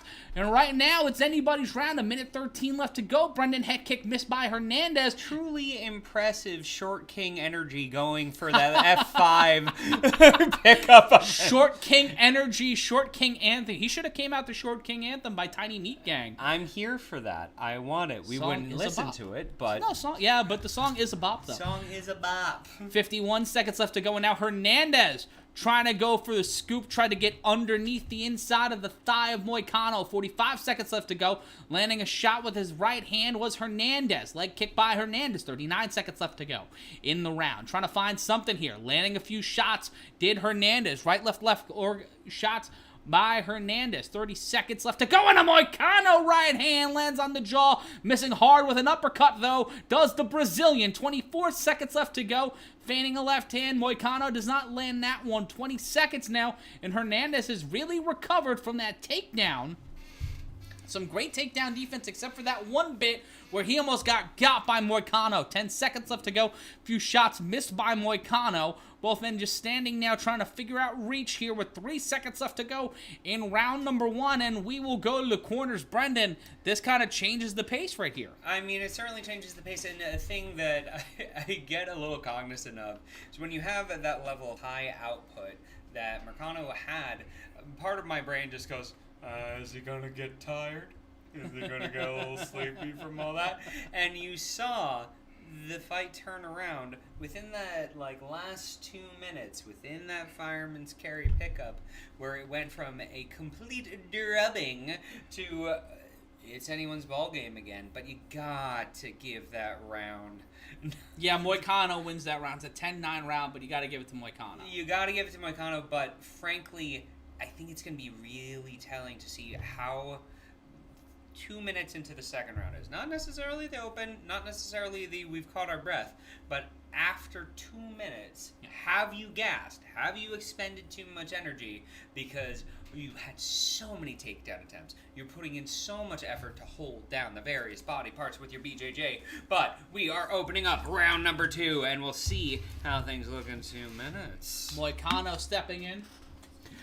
Hernandez down from a shot by Moycano. Right now, live odds, both men at -115. It is a fucking pick'em. But Moycano lighting the lamp with a left hand to the jaw of Hernandez. He T-bowed for half a second, but he wasn't praising God. He was hoping he can get right the fuck back up. And Moycano landing an overhand right. 4:36 left to go in the round. Moycano going for a right leg kick, stepping inside. Muay Thai clinch this time, and I needed a body, even though a couple of shots from Hernandez landed while in the clinch. Moycano, yet again, utilizing those BJJ skills and a little bit of that Muay Thai. Both highly skilled practitioners in BJJ, but Moycano utilizing his Muay Thai skills here in round 2, landing a couple of uppercuts to the face of Hernandez. It is an impressive fucking opening from Moycano. Like, honestly, I didn't expect that within the opening of this because of how much he had put out. And frankly, I thought Hernandez had found a bit of his range better. Let's see how this starts going right about now, though. Oh, and they're fighting in a phone booth. Hernandez in trouble. Couple of shots, and Moycano taken down by Hernandez, but finds himself in a sweet spot, starts lining it up, and Moycano takes the back of Hernandez, trying to lock in an RNC. He's got it. He's got the body grapevine, and that is it. It is over. Moycano with the RNC shutdown, lockdown. He is gonna need some purple drink because he is gonna be leaning in Houston tonight. You know, that was around the 2-minute mark. Yeah. Just saying. I'm a wizard, Harry. Fucking Kreskin over here. God damn it. But also, nothing for the lean in Houston line? Nothing? No, I had nothing for that? Listen, I thought it was really well delivered. The breath support behind it was great. It wasn't wheezy at all. Anyway, we're here. We're doing our thing. And just looking at this, the shoulder Moycano's left shoulder landing underneath Hernandez, sheds him back, right hand by Moycano, into a left, another right hand, sends him stumbling and fumbling, another floating left, just continuing the preponderance of punches. Ooh. By Moycano there, just finding the rhythm, finding the opening. Hernandez on his back foot the entire time. Is preponderance replacing impunity for the day? day? I'm fucking trying to find new words. They are waiting to drink, Matthew. I know. And then we see the setup to the RNC here. Beautiful beautiful movement, just in the moment. Grapevine across. But no, the big thing for me, it wasn't the grapevine. It was the peeling up of the left arm to sink up and under and pull it in. Everything technique-wise was utterly fire. But, like, to me, I will always appreciate a really well-executed body scissors. Yeah. Just because even if you aren't getting the neck or the arm just yet, if you were cutting off the ability to breathe, and he got that underneath the ribs, that was just him squeezing some organs. He may have pooped a little bit. Might have. He hasn't told me otherwise, so I'm just going to assume. Drum Monkey saying the preponderance is now an actual word. Well, it is an actual word. Yeah. Yeah. Seth Rotel, the big cage is so effing big, poor Alex might be it for him. Yeah, that's the thing. When you're fighting in the Apex on those fight night shows, the cage is significantly stronger. Smaller, not stronger, Jesus Christ. Yeah. Smaller, so you have that situation where it's kind of fucked. You're kind of fucked once you're in that bigger cage, because Hernandez is all about power. He's all about going for the knockout. We've seen the amount of times he's been able to finish a fight. But when you're in that regulation octagon, and you got that 2 or 3 foot difference. Mm-hmm. That matters. Like if you're working, like boxing rings are fairly regulated. The octagon is its own thing. Why is it that we're having such a difference in because the Apex is a smaller facility. So to fit everything that's in there and the way that the building is structured, the octagon has to be smaller. Okay. I accept it.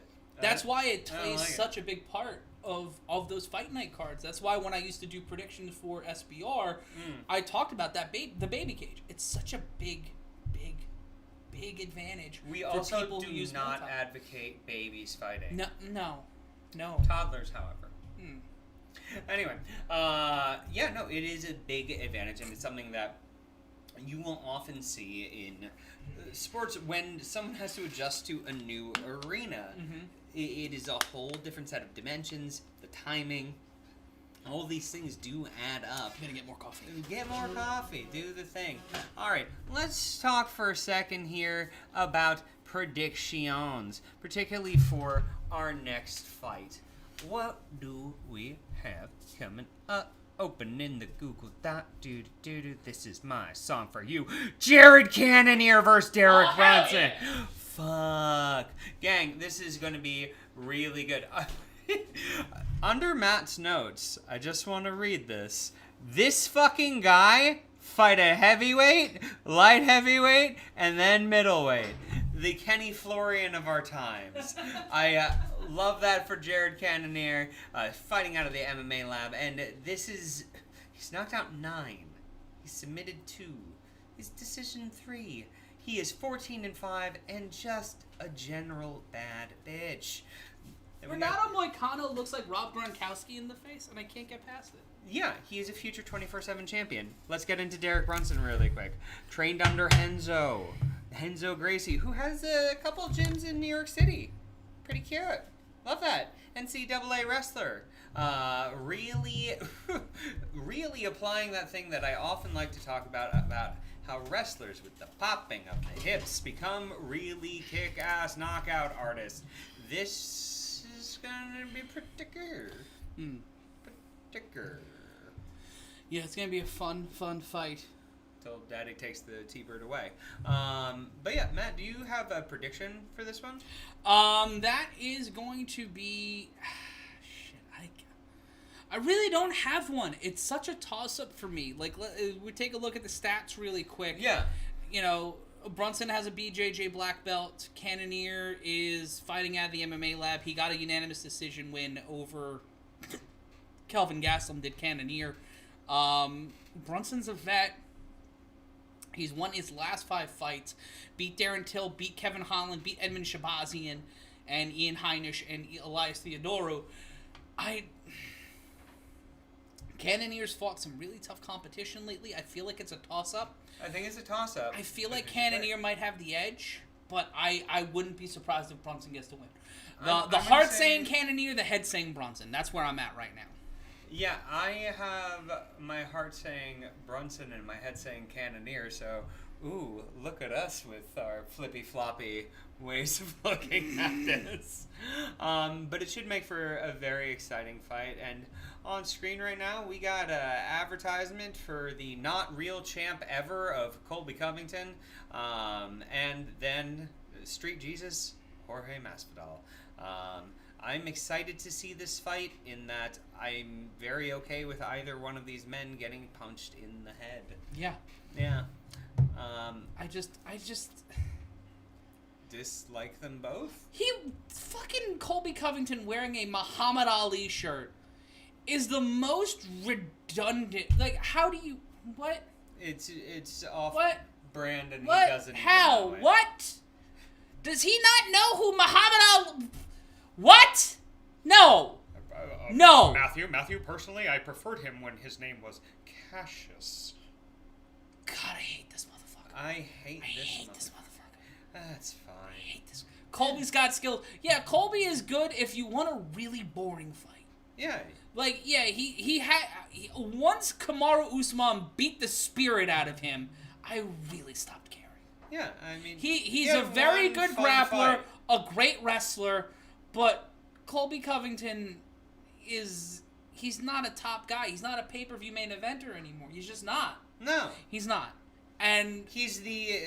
listen, if Chael Sonnen is like your Coca-Cola, then fucking Colby Covington is Diet RC Cola that has been in the garage for 4 years. But let's look at the card for the next show. We've got Sergey Spivak versus piece of shit Greg Hardy, Alex Oliveira versus Kevin Holland, that's going to be a banger, Edson Barbosa versus Bryce Mitchell, RDA versus Fiziev, and then we have, fuck pants versus fuck pants. Double fuck pants? Yeah. Oh. Seth Hotel, you're carrying hard right now. I hate this guy. Yeah, it's kind of a bit. It's kind of a bit, but it's a bit true. I don't think about Colby Covington unless I'm watching Colby Covington. Also, it's not the politics thing's all a bit. It's a work. Like, right. I get that. He's just so bad at it. Yeah. My main issue with him is that he is terrible at cutting a promo. Yeah. No, like low skill heel promos, paint by numbers. Ooh, I'm going to say the xenophobic thing and it's going to get me attention. He's trying to cut a 70s promo without knowing it, and also he's got this... after his fight with in Newark... Relevance? Against Robbie Lawler. Mm-hmm. I was at the post-fight press conference. Mm-hmm. This is days after my dog died, so I'm already in a shitty mood. and Colby's there in a mustard yellow suit with his interim belt. Mm-hmm. You want to see him get punched and he wins? I don't want to see him at all. He's got go-away heat with me. Yeah. If he's there, yes, I'd like to see him get punched. Yeah. But he take it. can't articulate an actual thought. Yeah. He can't come up with something on the fly, and that's really my problem. It's just more of like as a producer and as a promo guy. I'm a fucking promo guy. And you know what? Jorge Masvidal, I don't agree with him on a lot of things, but I also know he can cut a promo and he's entertaining. Can we talk about melted butter instead? You know what? Melted butter is fantastic. We were speaking about Greg Hardy earlier. Taking a look at the top 5 of the middleweight division, Israel Adesanya and Robert Whittaker, obviously the top. Marvin Vettori, number 2. Cannonier and Brunson at 3 and 4. That's going to be the interesting thing here. Coming out of tonight, does Cannonier and Brunson get next in line, or is it Vettori? With a performance here tonight, with a big win here tonight, either of these guys, unless Whittaker wins, because then you go into the rematch conversation. Yes. But if Adesanya wins tonight and wins emphatically, if Cannonier or Brunson have a clean win tonight, if they have a finish, does that catapult them to the top of the middleweight division? I say yes. Marvin Vettori should have it, but for me, it all comes down to whether or not either of these guys get a finish tonight. We've only had one finish on the main card. And for me, this is either guy's real big shot at impressing Dana and Sean Shelby and Maynard to have a title fight next. I would agree with that sentiment, Matt. And, if you told me either one of them right now were facing Adesanya later, I don't know how interested I'd be. This is the fight to get me to there. Because right now, I think this is a banger between two guys who are absolutely fantastic and absolutely deserve to be in the top 5. But I think there's only 2 people at the top of this division, and they are fighting tonight. Yeah. And then after that, my interest level waned, and that's not a knock to anyone else in the middleweight division. That is entirely to say that Adesanya and Whittaker are on an incredible level right now. So. And Aaron Rose, yes, we already did talk about Joe Rogan's absence at the top of the program. It is a wonder why what scheduling issues came up, 2 days before the fight. But, we are not in charge of the UFC schedule, so we don't know. Yep, the announcing team was dewormed, and it's, I can't tell if it's better or worse. This is on silent.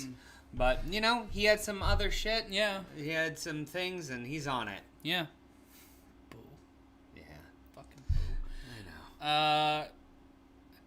Seth Rotel, middleweight is rough right now. It's going to be it's okay to be a little tough on them. Yeah, but then you have this fight here. Like, it goes back to the conversation we had at the start of the show. Yeah. There are not a plethora of stars in the UFC right now. Right. We're not having a lot of people who make a card 3 fights deep. Well, let's also talk about the middleweight division right now, and particularly this time that we have in MMA. You have, I think, one of the best times to be an MMA fighter is right now, in that Bellator is paying good money, PFL is paying good money, and UFC is there, and there's a whole bunch of folk out there. But are there folk outside of the UFC middleweight division that you think should be in this conversation? I don't know if there's anyone else lighting the world on fire. Is Gegard doing great these days? Usually Gegard is doing Gegard things. Yeah, he's pretty cool. Why the fuck did he get released? He was so good. Politics, also Bellator's a better situation. It's a big fish, small pond thing. Yeah. Also, when he was in the middleweight division with everything going on in the middleweight division, kind of hard for him. There's no real middle class in the middleweight division right now. This is the time for Jacare and fucking Rich Franklin to come back with a vengeance. Derrick Brunson making his way to the octagon, putting the AirPods, zipping up the jacket. Got that crypto shirt on. Not making any money from it. Because why would he? Take a look at some of the stats here. Most first-round finishes in middleweight history with 7. Tied for the second most wins in division history with 14. and will probably tie for first after, or get in the conversation for first after, if he gets a win tonight. Third longest active winning streak in the division with 5 straight wins. That is a big night for him if he gets the win here tonight. Entirely. And Matt, he has made money off that Crypto.com. I'm sorry, he just lost money off. No, he's up. Back down. Yeah. This is why you guys have me here, right? Yeah. Anyway. But shout out to everybody watching along in the chat. Be sure to like, comment, and subscribe. Follow us across social media. You can follow me on Twitter at mryanconsulting. You can follow Brendan at Brendan Sokler. You can follow Steph, our moderator, at Steph Sotilli. And also, you can follow MMA Mania and Bloody Elbow, the people who put us on the air. At MMA Mania and Bloody Elbow. Be sure to like, comment, and subscribe. Ring the notification bell. If you like what you're watching, please donate to the Super Chat. We want you to do that if you can. We know that times are hard. Hard times, baby! But please, if you are able to donate, please do. Shout out to everybody who's donated tonight. And we want you to know that we're bringing you every UFC pay-per-view every single month. So if you're not wanting to pay Dana White $75, you can listen to us for absolutely free. Or also just look at our beautiful, beautiful faces. Some people pay the some bucks for these faces. You get them for free. Yes. I'm very excited for this fight. Talk about the crypto sponsorship money and the money going where? Where's the money going? Well, it would be going into paying off the fact that Endeavor not doing so hot. Yeah, I mean, not doing good after the old IPO ski. So, try to find, any way to make money. Well, it is something where the pandemic really affected a top tier of agency that had several folds, several take on a lot of talent, and then a lot that are surviving just fucking struggling. Yeah. Save money. I want to pay the fighters, goddammit. Because, signing hundreds of millions of dollar contracts and deals. Yes. Only giving fighters less than 33% of that, or 18%? The number's 18%? Not great. I think it's something under 25%, and you know what? Seth Rotel saying, are they going on their check? No, they're not. Marathon Refrigeration! In the car. Shout out to you, my friend. We're donating $5 Canadian. Hopefully you're doing well. Jared Cannonier, the tied for the highest takedown rate in middleweight history, 94.6%. Shout out to John Ron Cohn, donating $10 to the cause. Thank you, my friend. As always, we appreciate you. We appreciate you donating your money, your time, and more importantly, your ears to what we're doing here. And your liver. Thank you. That was very kind of you. I promise to use it well. Yeah, that's good coffee. Good coffee. Anyway. Let's take a look at the tail of the tape. Cannonier 37, Brunson 38. Brunson with the height advantage, 6'1" to 5'11" to Cannonier. Brunson coming in a half a pound heavier at 185.5. Cannonier with half an inch reach advantage, 77.5 to 77. And that one's good. I think that the reach advantage not really going to be a problem here. We saw it in the first fight. Not really ending well for Hernandez, mainly because the height advantage came into play more than the reach advantage, and that's why he got tapped. Yeah. That and other guy was better tonight. And Brunson a plus 135 underdog according to DraftKings. And if you want a free bet from DraftKings, if you haven't signed up to DraftKings yet, click the link in the description. Steph will be dropping it in the chat throughout the night. Thank you so much for being a part of the conversation and being a part of the show. And if you want more of us doing live bet updates, tweet at DraftKings. Tweet at us. Tell them, hey, you should just give them 20% of all your profits. That makes sense. Give us the UFC fighter deal. Listen, I would take it right now as long as I don't have to fight these guys. Very scary. Cannonier at minus 155 favorite walking into tonight. That's going to be interesting. Donated primarily for the laughter. Well, we're glad we make you laugh, Marathon. We're glad we make you laugh. Thank you. If we can't inform, we might as well entertain. And I have no information. Where are we? What are we doing? But if you like the show, if you've got suggestions for the show, let us know on Twitter. Shoot us a note at mryanconsulting or Brendan Sokler. We have a different referee, and it's Dan Mergliotta. looking a lot like Gene Hackman. Yeah, or, late era Steve Kern. I will take either of these. Yeah, he does look a lot like Gene Hackman. That is weird. Yeah. Well, we'll see if anyone can make a great escape from this fight into the top of the rankings. It's like a real birdcage inside there, and here we go for round number 1. Cannonier putting the pressure on Brunson early. Cannonier, Brunson missing with a leg kick. That looked huge. Caught underneath the armpit. Cannonier missing with a wild right hand. 20 seconds early, and both of these guys trying to unleash both barrels onto their opponent. Head kick attempt by Brunson, not landing. Landing a glancing overhand left, though. Kind of windmilling it. Right hand landed by Brunson with a stepping in head kick attempt by Brunson landing. Well, glancing more than anything. Yeah. Finding their range are both fighters. I mean, you're hearing these little dips in silence as they're trying to figure out what they're doing. A little bit of a grapple fest. And again, standing in front of each other, little tentative, both respecting each other's power. Yeah, and Brunson trying to go for a leg kick ends up getting smushed by Cannonier. 4 minutes left to go. Trying to go for a takedown is Brunson. Brunson getting elbowed right in the shoulder. Almost looked like it was in the back of the head. Murgliata not doing a goddamn thing.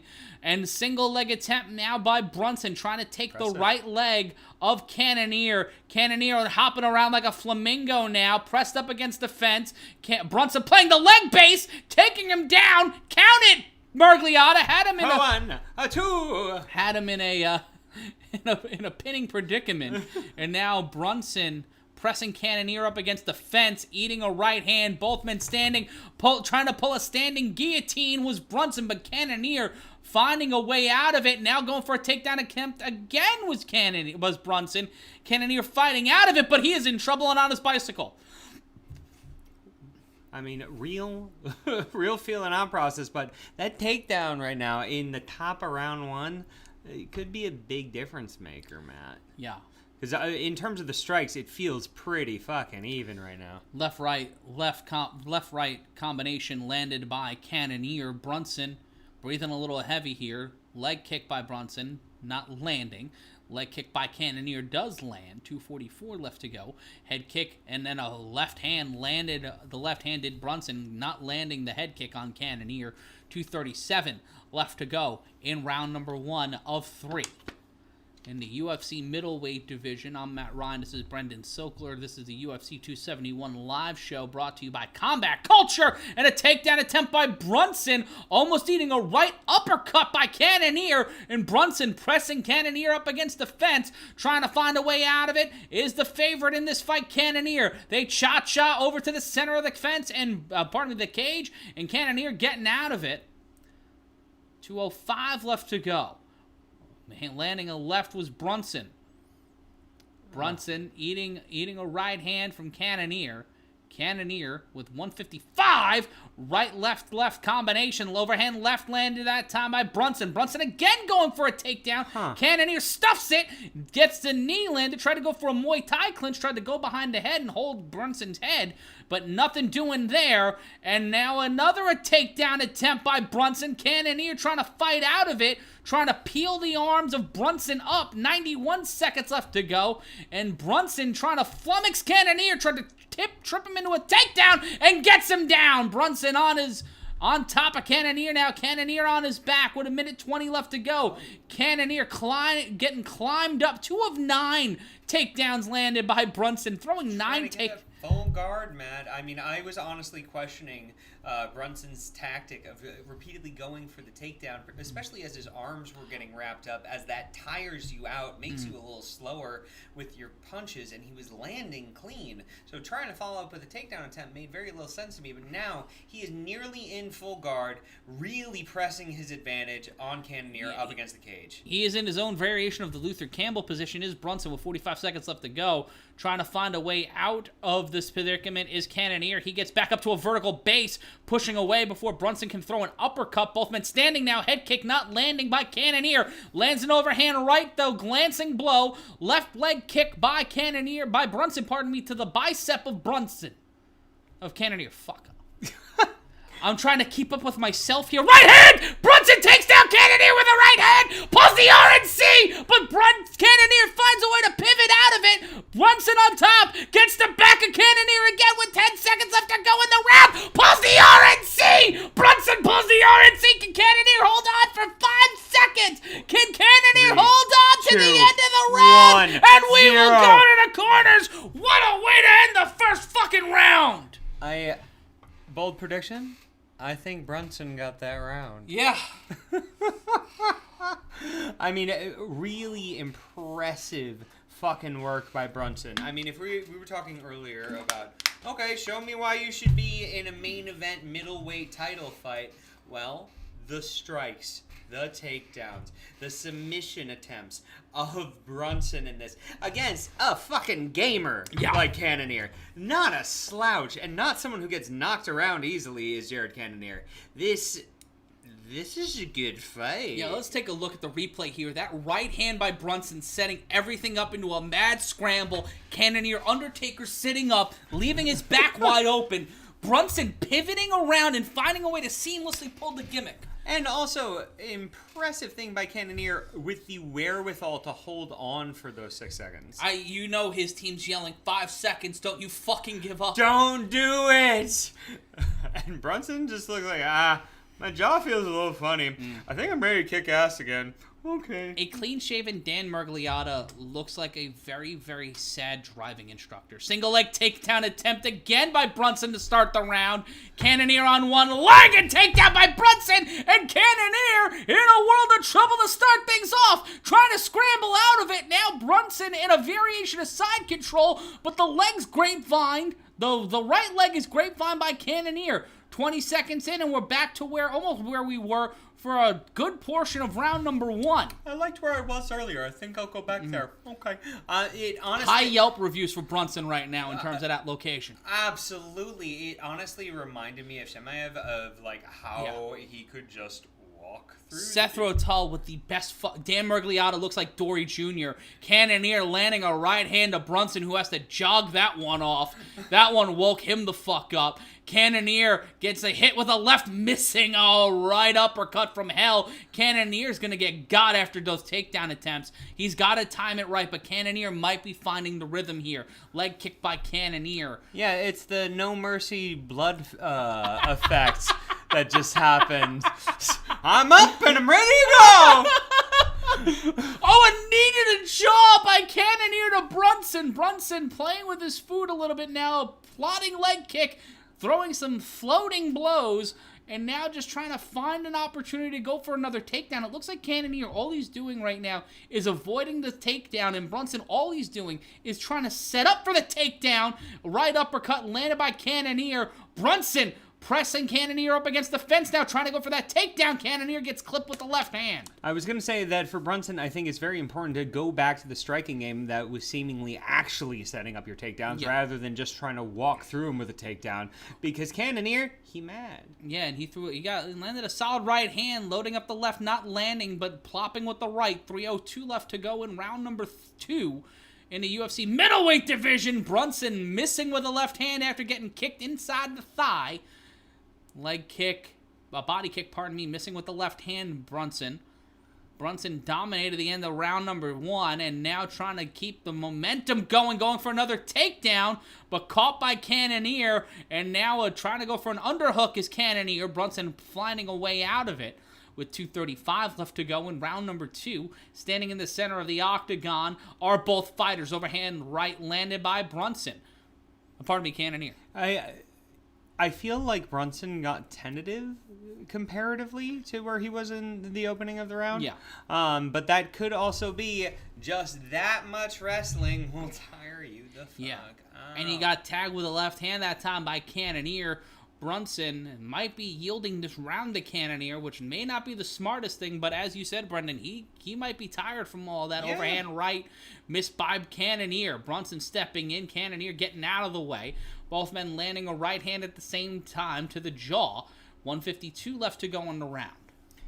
It's been a back and forth contest in just the respect that like Brunson really had the first half of this fight. Yeah, live odds right now, plus 185 for Brunson, minus 255 for Cannonier, so a lot of people putting money on Cannonier. Right hand landed by Cannonier that time. 90 seconds left to go in the round. Interesting to see that a lot of action is laying on Cannonier, who lands a right-left-left combination. Well, he's starting to land, and Brunson is tired from that many takedowns. And it's long enough in the middle of this round that if you have Cannonier do a strong showing where he is in a dominant position at the end of this round and finishes out the third round that way, it's his game. Despite that many takedowns and that level of domination in the first and beginning of the second. 1 minute, and Brunson trying to feint a right hand into a takedown attempt. Cannonier pressed up against the fence. Cannonier finding a way out of it into a Muay Thai, but just lands 2 right hands, and Brunson gets a little fakakted. Shot to the body. Brunson on Drape Street. Head kick attempt. Brunson is in trouble. Mergliata may want to step in. Cannonier landing shots with impunity, taking down Brunson. Now trying to pull a choke, and now just landing forearms, and it is over. Jared Cannonier. Stop, drop, roll it up, close it off shop. And right now, Derrick Brunson may be bleached blonde, but he is on. The lights are fucking out. Yep. And Jared Cannonier coming in and closing the door right here, still tipping in H-Town. Holy poop, what a comeback. I mean, a truly impressive performance by Jared Cannonier, who got his ass those beat. Elbows. Like, he landed an elbow, hit him with a back fist. Yeah, I mean, it's a combination of a couple things, Matt. That elbow flush right against the temple and the orbital bone, making it very hard to see. That glancing shot honestly just jostled the head, and the back fist, while not overly powerful per se, got him right at the right point on the jaw that it gave you that D'Lo Brown wobble. And that is enough to get you on Dream Street, baby. Shout out to D'Lo Brown. You're looking at the real deal now. Whoo! It was a damn good fight. I mean, hot damn. Yeah. All right, so Matt, do we put Cannonier against the winner? Yeah. Is this enough of a showing if you are a Sean Shelby? I don't know. Because he was getting that ass kicked.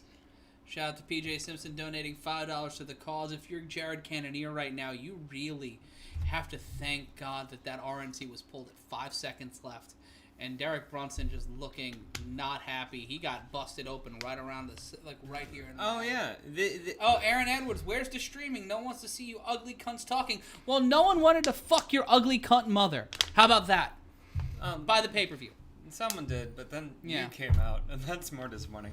Anyway, no, it was an interesting fight in that Cannonier really... I apologize for getting so angry. It's okay. Don't get angry at the small stuff like that guy, because he's small. Yeah.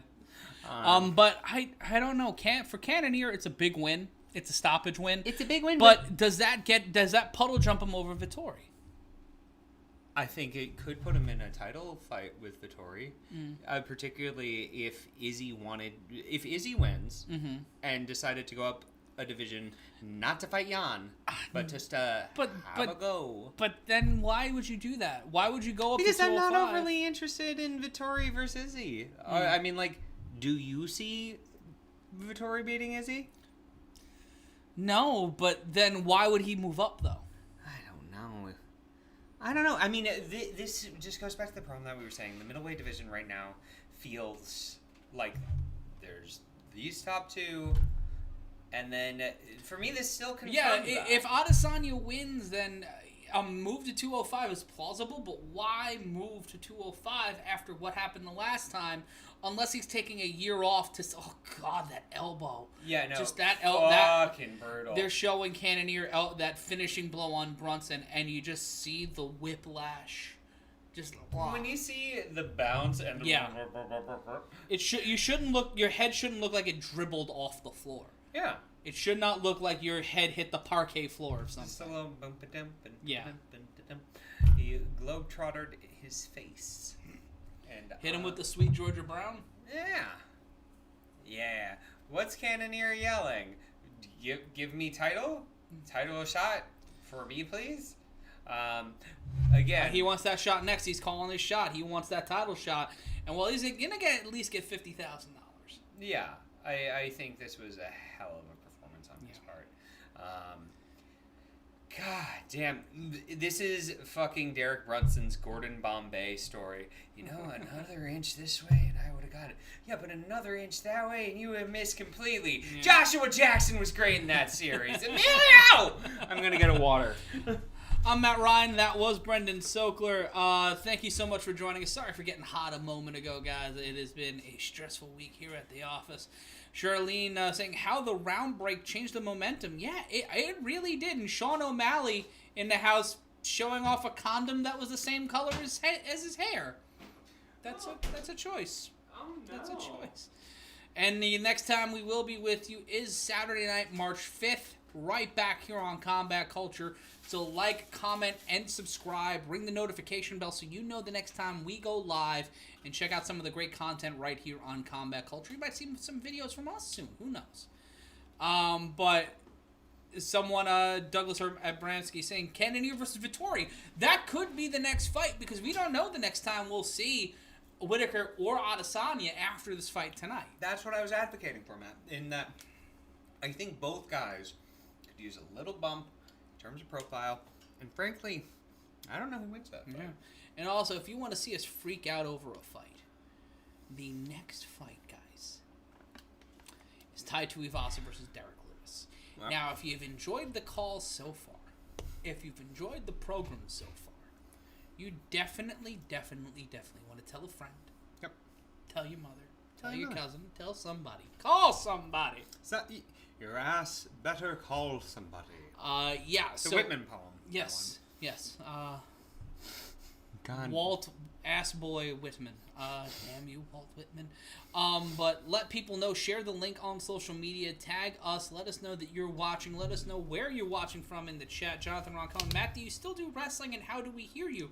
I am retired from the sport of professional wrestling as an on-camera talent, but you can watch Brendan every single week on Catalyst Wrestling for free on our YouTube channel. Go to youtube.com. Well, just search Catalyst Wrestling on YouTube. Yeah. Hit the subscribe button. Ring the notification bell. New matches every Thursday at noon. We're also on the Fight Network, now on YouTube TV. So if you have YouTube TV. I'm Pluto. Yeah, we're on Pluto. We're on Tubi. We're on Vudu. We're on everywhere but the big ones. We are underneath your own bed right now. Yes, we are. That's where we're doing the show. I'm sorry for the lights being on, but it's the only way we can get it. But no, please check out Catalyst Wrestling. Yes, please do. The Please. off-screen work Please. by Matt is fantastic. Please, for the love of God. The on-screen by me is pretty okay. Yeah. We have fun here. Yeah, we do. Shout out to Ricky watching us from Spain. What's up with you, my friend? We got Steven from Sacramento. But yeah, please like, comment, subscribe, everything we do. A lot of cool stuff going on in 2022, and we're excited to be a part of it. I own a fucking football league like this. It's a weird thing. A7FL Also, returning on March 27th. George R. Martin has a new thing. This looks like a book. A digital adventure. Can he finish a fucking book? No. Finish the fucking book, George R. He will not finish a book until the Jets win a championship. Right now, according to DraftKings, Lewis is a minus 195 favorite to Tuivasa, a plus 165 underdog. Whoever wins this gets to fight George R. Martin until he finishes that book. It's not 25 minutes. It's Derrick Lewis or Tai Tuivasa punches him until he finishes. Shout out to Seth Rotel in Guelph. We've got Brett in Oregon. We've got Blake in Oklahoma. Charlene also from Sacramento. We have a weird amount of fans from Sacramento, a city I've never been to, but I will be in that state next month. Stanley Franklin from Idaho. Shout out to Idaho. What? What's wrong with Idaho? Yes, you are. Field. Oh. Yes, you are. Well, yes, that is true. It is a fourth grade joke, and I love it. And speaking of which, John Roncone, you're a gas. Anyway, here we go. My whole life, South Sac. What? Isn't that where it always is? Anyway. Another person. We got someone from Nebraska. New Zealand. We got someone from New Zealand. Yeah, if you guys are living in New Zealand, and if you're in New Zealand, if you're in Australia, tell your friends, hey, you don't want to pay for the pay-per-view, but you still want to watch it, you want to be a part of Izzy and Bobby Knuckles? Send them the YouTube link. Watch with us. Enjoy with us. Be the thing. Be the thing. Do the thing. Watch the thing. Do the do. Yeah. Charlene's near Sleep Train Arena. Well, you have to. It has to be called Sleep Train because that's what the Sacramento Kings make you do. They make you fall asleep. Oh. I would like to remind everyone as Tai Tuivasa is doing some shoeys, if they both do a shoey, I'll do a shoey. Fuck it. We got Austin from Hawaii, Samasoni from Australia. Shout out to all of our Australians watching in the chat. We got Tim in Florida. We've got a bunch of Aussies. We got Raul from San Diego. I'll be out that way next month. Derrick by first round KO, according to William on the Facebook chat. Wow. It's not a bad idea. Yeah. I'm so fucking we almost got 400 in here. I want to see 500 people in this chat by the time this fight happens. You go outside, you steal people, and tell them, get on your laptop and watch this. Yeah. Yeah. Or just send them the YouTube link. That's all. That seems like a way simpler idea. That's probably the best idea. 3% less kidnapping in that scenario. Yes. I'm fucking excited for this, though. Yeah, I mean, like, these are two of my favorite fighters at heavyweight, bar none. I mean, hot damn. For me, it's a question of Derrick Lewis, when he has step-up fights, tends to unfortunately underperform. At a certain point, he has been able to get himself to the highest of highs, having been a title contender.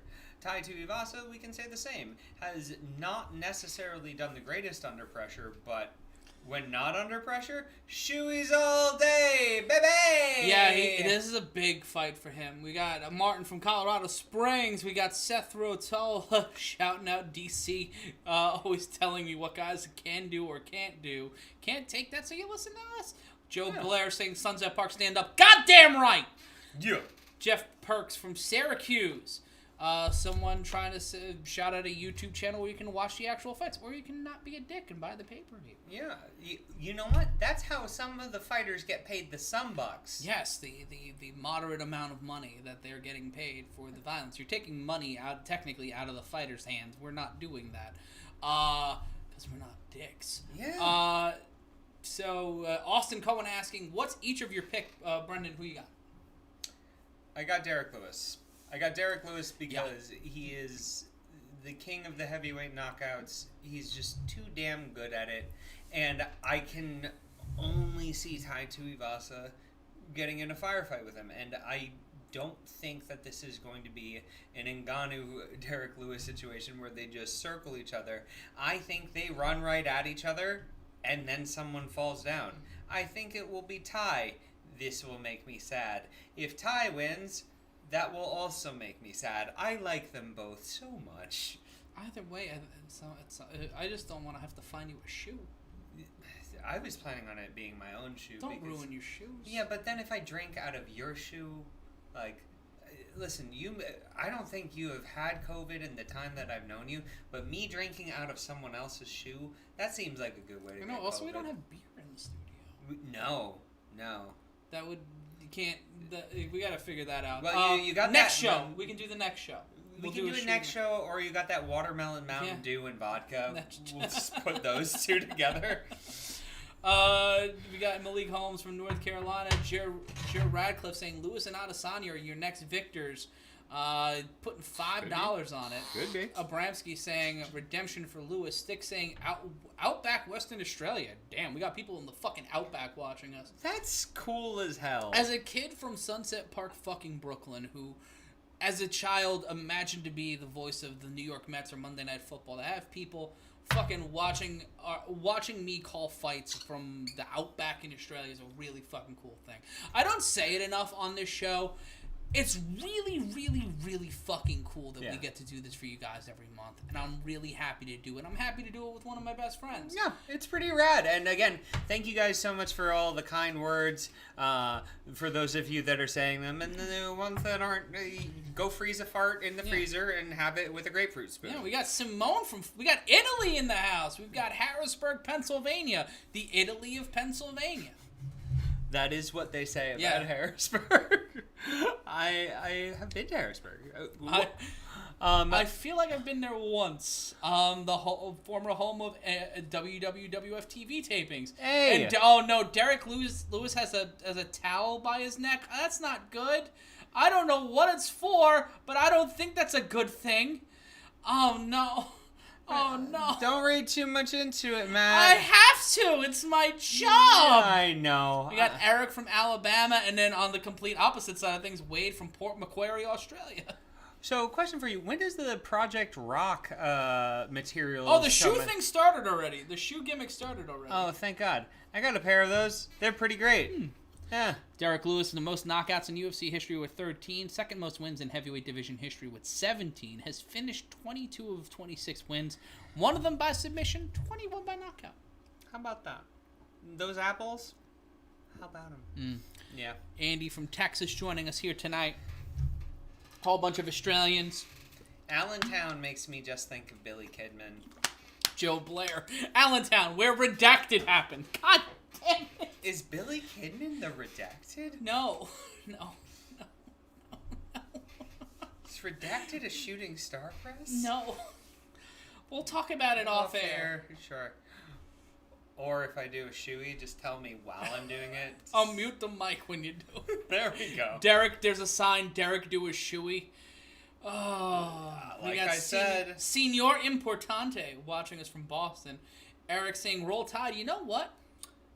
I'm going to say it now. My college football fandom, I've been a Notre Dame fan for most of my life because I'm Irish and from New York, so that's just kind of the rule. I'm a free agent now. Yeah. Let's take a look at the tail of the tape. Lewis 37 to Tuivasa 28. 6'3 to 6'2. Derrick Lewis advantage. Derrick Lewis at the heavyweight maximum 266 to Tuivasa at 265.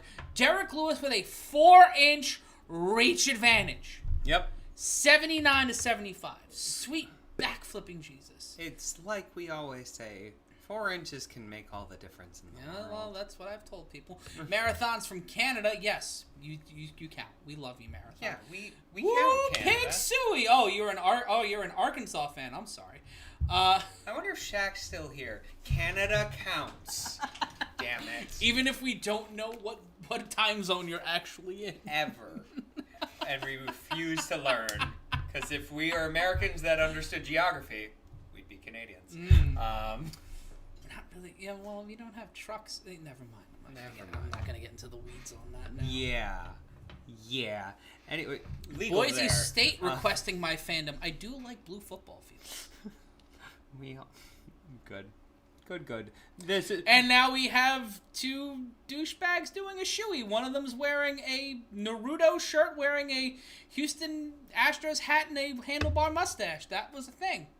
That's a sentence I just said. Yeah, that's the moment that the shoey died for me. I'll still fucking do it if they both do it. Josh Bart from Palm Springs, California. Shout out to you, sir, for joining us here tonight. I'm really, really, really scared about what the fuck's about to happen in this fight. A knockout in the first round. Oh, that's you know what? I'm gonna bold prediction. I'm gonna let the hair down for this one. Yeah.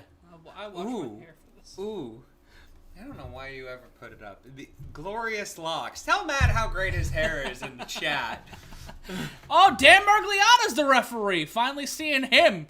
I don't know how they did the refereeing for this card. Like, I don't know how we got here. A roll of a D&D dice. It's fine. Makes sense. Yeah. But here we go, gang. Derrick Lewis looking deathly serious. Tai Tuivasa looking like he's just ready to have a fun time. Both men dap each other up, and here we go with round one. Don't blink, no, kids. 3 5-minute rounds in the UFC heavyweight division. This is a Doctor Who episode. Geronimo, motherfucker. 4:43 left to go in the round. No strikes have been thrown yet. Both men trying to figure each other out. Playing a game of fat man chess. Tuivasa feigning the left hand. Goes inside, tries to land the shot to the midsection, does not leg kick, missed by Tuivasa. I want to see that sequel to the Queen's Gambit. Fat Man Chess. And Tuivasa making Lewis slide across the octagon to avoid getting leg kicked. That could have ended badly, and Lewis doing a death drop, and that would have not ended well for anybody. 4:08 left to go, and Tuivasa avoiding a punch, and now gets double underhooks, and now has Lewis pressed up against the cage. Okay, we're grappling now. That's the thing I predicted in this fight was high-level grappling. Needed a midsection by Tuivasa. Needed the thighs right inside there, trying to get the knee. Lewis now trying to find a way out. 3:40 left to go in the round. Tuivasa keeping his head right against the chin of Derrick Lewis. Knees to the inside of the leg by Tai Tuivasa. Now to the outside of the thigh. Almost caught Derrick Lewis in the dick and balls, but gets the inside of the right thigh. It's called the extra 4 inches, Matt, and there's a real interesting thing happening here in this press up against the cage. Yeah. You have the arms grapevine of Tuivasa by Derrick Lewis, cutting off the blood flow and making him work a bit extra hard, but also Tai Tuivasa regularly kneeing the legs of Derrick Lewis, making his range a little harder. Murgliata separating them, center of the cage, and we're squaring back up. 3 minutes remaining in round number 1 of 3 in the UFC heavyweight division in our co-main event here tonight for UFC 271. Head kick landed by Derrick Lewis. Tuivasa got a hand up, but Derrick Lewis threw a head kick to a shot.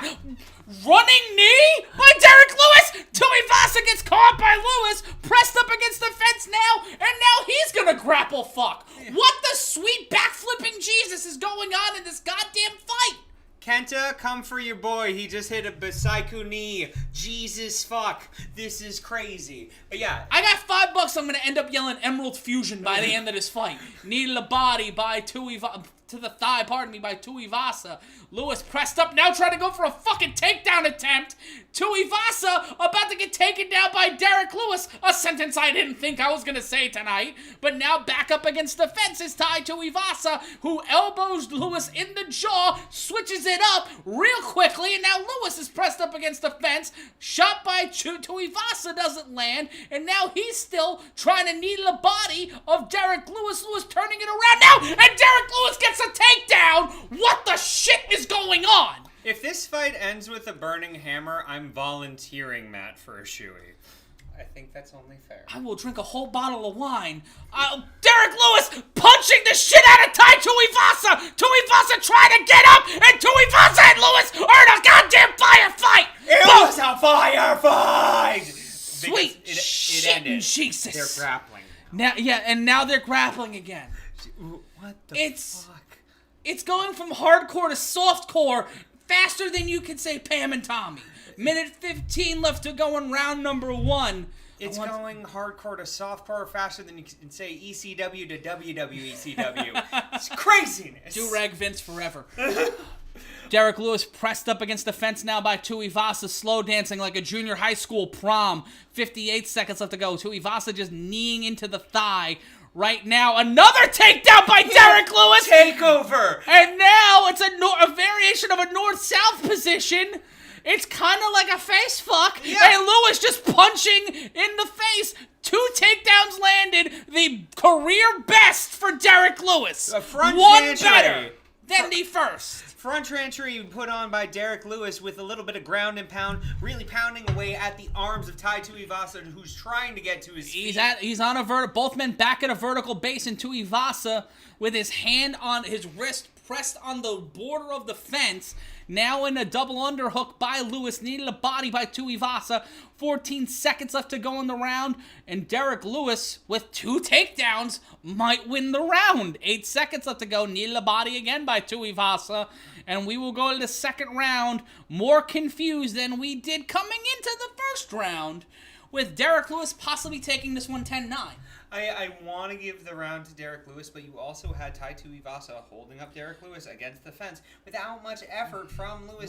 But Lewis almost got the stoppage, and he got 2 takedowns. But then you also got the firefight after that. But Tuivasa didn't land as many shots as Lewis. I would agree if we ever counted the fight metrics worth a fuck. But perception being 9/10 the law, I think this might be a closer one with these Texas judges. But then again, it's Texas and Derrick And you Lewis. see on the replay here, Tuivasa missing those punches, getting caught right in the armpit, And Lewis landing some shots there in that firefight. From the camera angle we initially saw, it looked like Tuivasa was landing shots. But when you see the replay of the side angle, he was missing pretty wildly. No, he was swinging pretty wildly, and Derrick Lewis managed to connect with the middle school punch of, "You're wearing Axe, bro?" right to the armpit. It was great stuff. I like being here. Matt Ryan, that's Brendan Sokler. And this is UFC 271. We are in our co-main event. If you want to have people watch along and let them know, hey, bro, when's the co-main event? When's the main event? We are in round number 2. Of the co-main, 2 big meaty boys slapping meat. You gotta love it. And Jer, sorry, we know you guys can't see the replay. We're trying to explain what the replay was. It looked like initially he landed but did not. 15 seconds gone by in the round, and a leg kick by Tuivasa. An overhand right attempt by Lewis. Only the leg kick lands from the Australian. It really looked for a second there like the leg kick from Tuivasa fucked up Lewis, and then you start seeing better foot movement from Derrick Lewis than I think I have ever seen, which is weird because, I mean, he's an incredible knockout artist, but he stands there and ends you usually, and punches. Oh, Lewis lands a shot! Tuivasa on his bicycle! Now Tuivasa pressed up against the fence. I mean, big shots by Derrick Lewis, and immediately on his ass was Tai Tuivasa towards the fence, grappling once again. Derrick Lewis putting pressure on Tai Tuivasa. Tuivasa not grapevining the arms in the way that we have commonly seen, and now Derrick Lewis might be able to get in some punches. Tuivasa turning the momentum. Lewis now on his knees. Tuivasa tried to pull a guillotine knee attempt, and a knee landed by Lewis, followed by a right hand. Tuivasa in trouble. Tuivasa getting hit by Lewis, but Tuivasa landed some shots of his own. Both of these guys throwing here. A forearm landed by Tuivasa. Tuivasa eats an uppercut, but lands a shot on Lewis. Tuivasa looking tired. Lewis looking nonplussed. Throwing a left to the jaw. Tuivasa pressing up against Lewis. Forearm. Derrick Lewis got knocked the fuck out. Tai Tuivasa with a Lex Luger-esque forearm knocks out Derrick Lewis in Houston. Holy shitting Jesus. And he does the Eddie Guerrero. Tai Tuivasa has just lit the lamp. God damn. For the second time today, I'm saying the narcissist can eat it. Good God, was that a forearm right to the head of Derrick Lewis. And no shame in it. It was a perfect shot.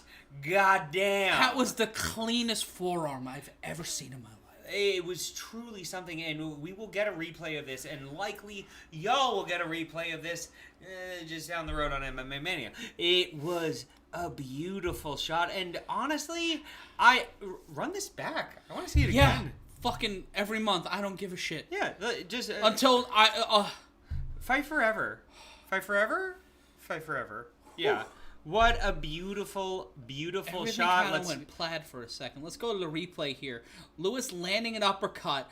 Tuivasa missing with 2 shots. Lewis getting inside. And now against the fence, that forearm to the jaw, that elbow to the jaw, pardon me. And then Tuivasa just setting it up. Lewis bending down. We'll see it again here on the replay. Holding and then clapping him with that elbow. Just the point of the elbow right there. Yeah. Just caught Lewis on the jaw and just sends him down. The very loving caress to the face. I will smush you. He held him with his left hand and then just clopped him on the jaw, and that was it. And let's talk about this for a second, Matt. The placement of that. It was not something where the elbow was the point of the jaw. It was right in the ear where the equilibrium is. Right here. Where the jaw meets skull. Yeah.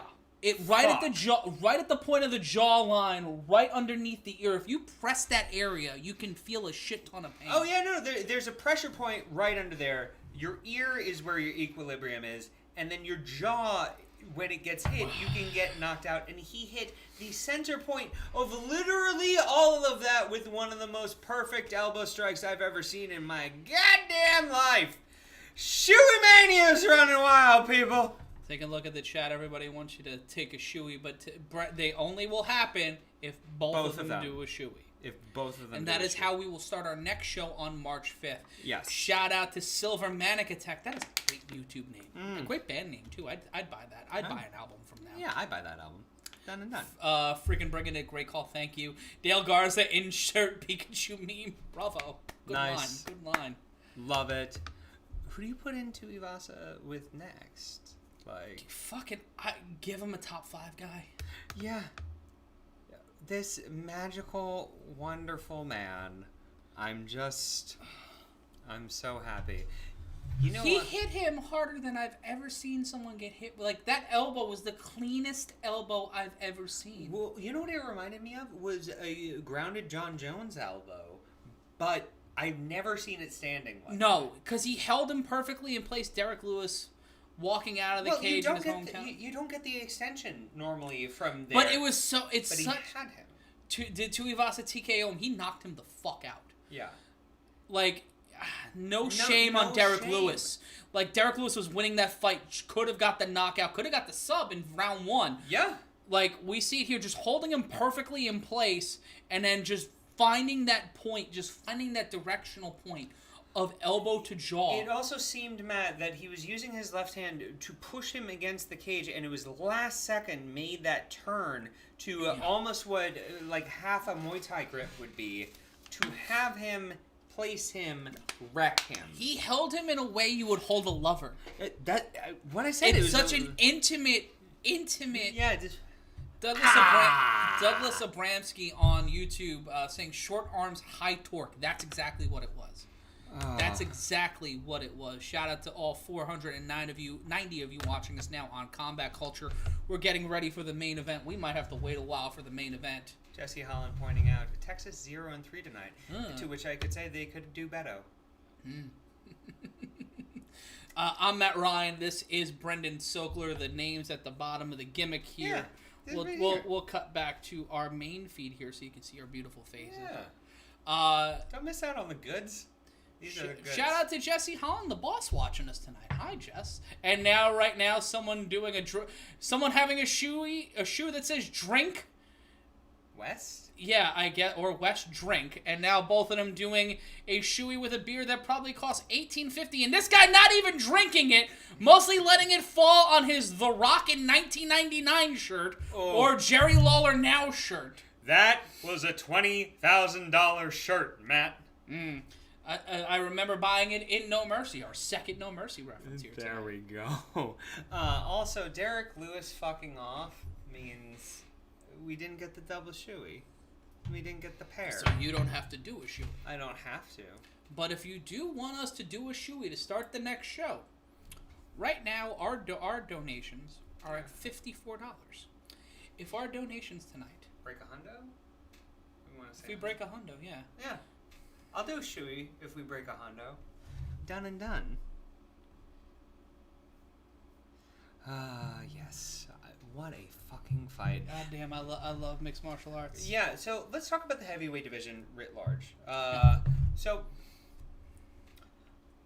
it's fairly stacked. I feel like we have a fairly decent division right now, which is not something I often say with the heavyweight division. Did Lewis go over or under 1.5? I think we went over. I think we went over, yeah. I would be interested in seeing Derrick Lewis have... Well, you had Arlovsky just get a win. Yeah. We're not going to do Lewis and Arlovsky. I don't think we are, but I'd like to watch the boxing in that. I would be very happy to watch that fight. But who do you put Tai Tuivasa against? Who is even... I mean, Cyril, the loser of... Cyril Gahn could potentially be... Yeah. Thing for time. Someone's asking, what the fuck is a shoey? Well, a shoey is when you pour a beer into a shoe and then drink it. Yeah. Jared Radcliffe saying balderdash. That's a good word. I like that. That's a top 10 word. Jared Radcliffe secretly being Joe Biden. Also, shout out to the channel that was trying to steal our viewers. Fuck you. Who the fuck was I don't that? know. I blocked them. I'll fight them. Where is Stipe? It's a good question. Yeah. Doing Manscaped commercials And that are uncomfortable to watch, involving him and his wife. Listen, he is either saving children from fires or Manscaped commercials. You should not be a former world heavyweight champion and a shoot fireman at the same time. And yet, it seems to have been working for him. One could say it's the Manscaped commercials that really fuck things up. Well, that's I think he got paid more to do Manscaped than he did either to fight or or be a firefighter. What are you talking about? Dana White pays his fighters things. Does he? Blake Lennon donating $1.99 to the cause. How do you spell Shoey? I think Shoey doing Shoey. Yeah, no, I think that is the common vernacular. But after you've had 14 of them, you don't spell it at all. Adrian in the chat saying better than Garbrandt doing ED commercials. That's true. Well, that's very true. He does have a problem staying up.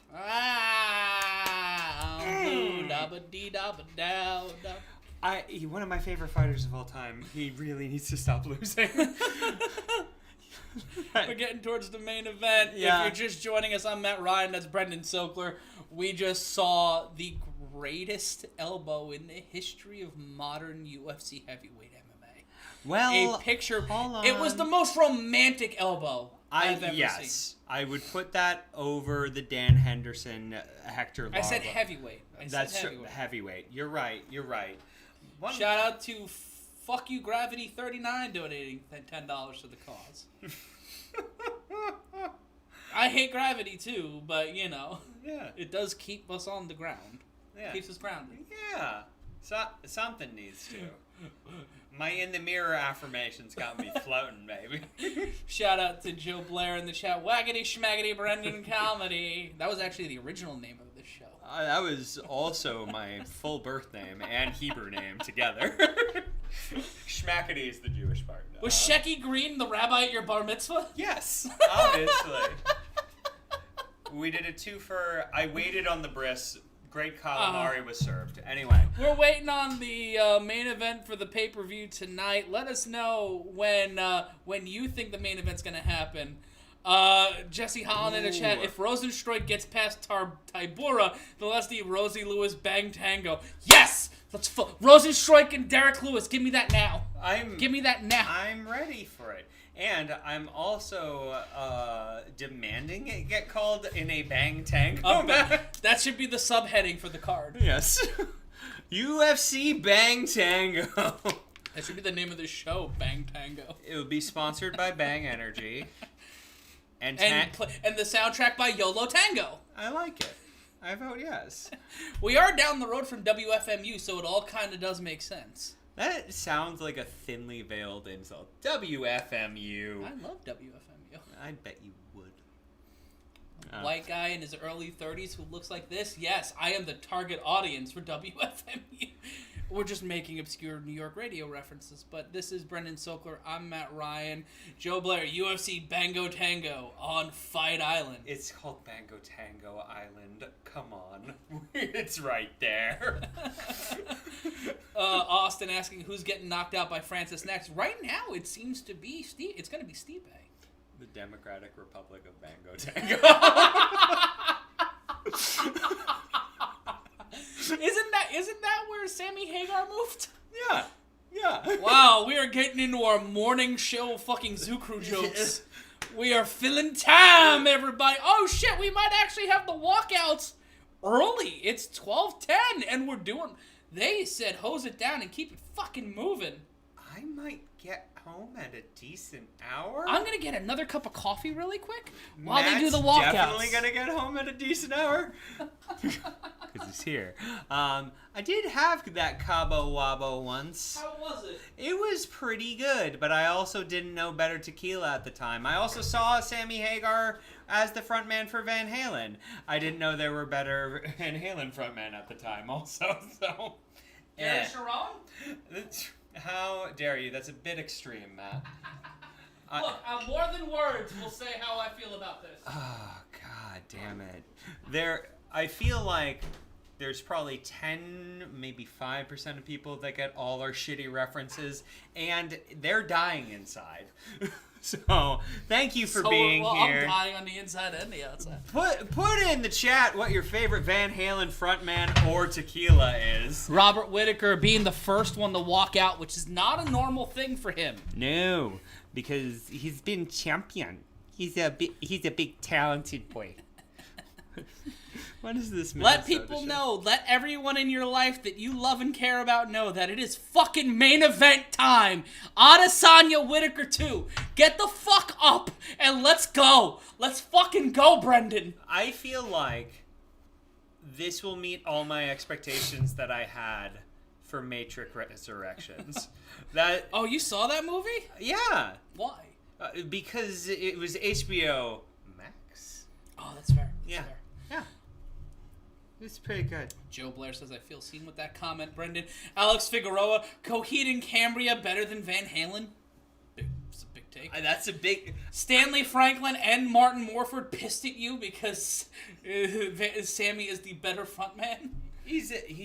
Listen, that show was fucking amazing. So there was some scaffolding. He ran across the 60-foot scaffolding. I saw Eddie Van Halen play his guitar with a power drill, and then the bassist playing a Jack Daniels bass, take out a bottle of Jack Daniels and drink it while he continued playing the bass. It was a hell of a show. Not an actual knock to Sammy Hagar, but can he karate kick? That's fair. Third most significant strikes in UFC middleweight history with 825, Robert Whittaker. Sweet backflipping baby Jesus. Oh my God. Or as we call him, Bobby Green. Someone says I look like Claudio Sanchez. Who is Claudio Sanchez? I don't know, but Someone you let should me look him up and be like, is it cute? Am I cute? Austin saying I'm just not old enough or white enough to know about Van Halen. Fair. Fair. I mean, you could get into their music. You might as well jump to it. You could be running with the devil in no time. I live my life like there's no tomorrow. God, I wish your life had no tomorrow. Yeah. My tomorrow wishes that I had no tomorrow. Cheers, buddy. Cheers. Love you, pal. I love ya. So glad to have you guys here for what should be an incredible main Cat's event. Meow is 61 years old watching us. Claudio Sanchez is the lead singer of Coheed and Cambria. Is it the hair? I'm looking him up. I know I what he want looks to know. like. I don't look that much I don't look like him. Yeah, Whittaker, Stephen Lemonier saying Whittaker with the upset.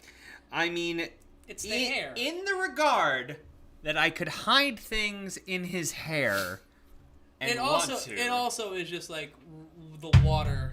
Yeah, it's a... I showered before the show, so my hair is like wet. He's got that Garnier Fructis shit going. Speaking of Matrix shit right now. It's a Matrix themed entrance. It's... Oh shit, shucky ducky. Oh. Here we go. Adesanya making the Goldberg walk to the octagon. You know, from being a wrestling fan and also being a political fan, it was something really weird to me when someone was like, why do you keep quoting Herman Cain? I was like, no, that's not where I got that from.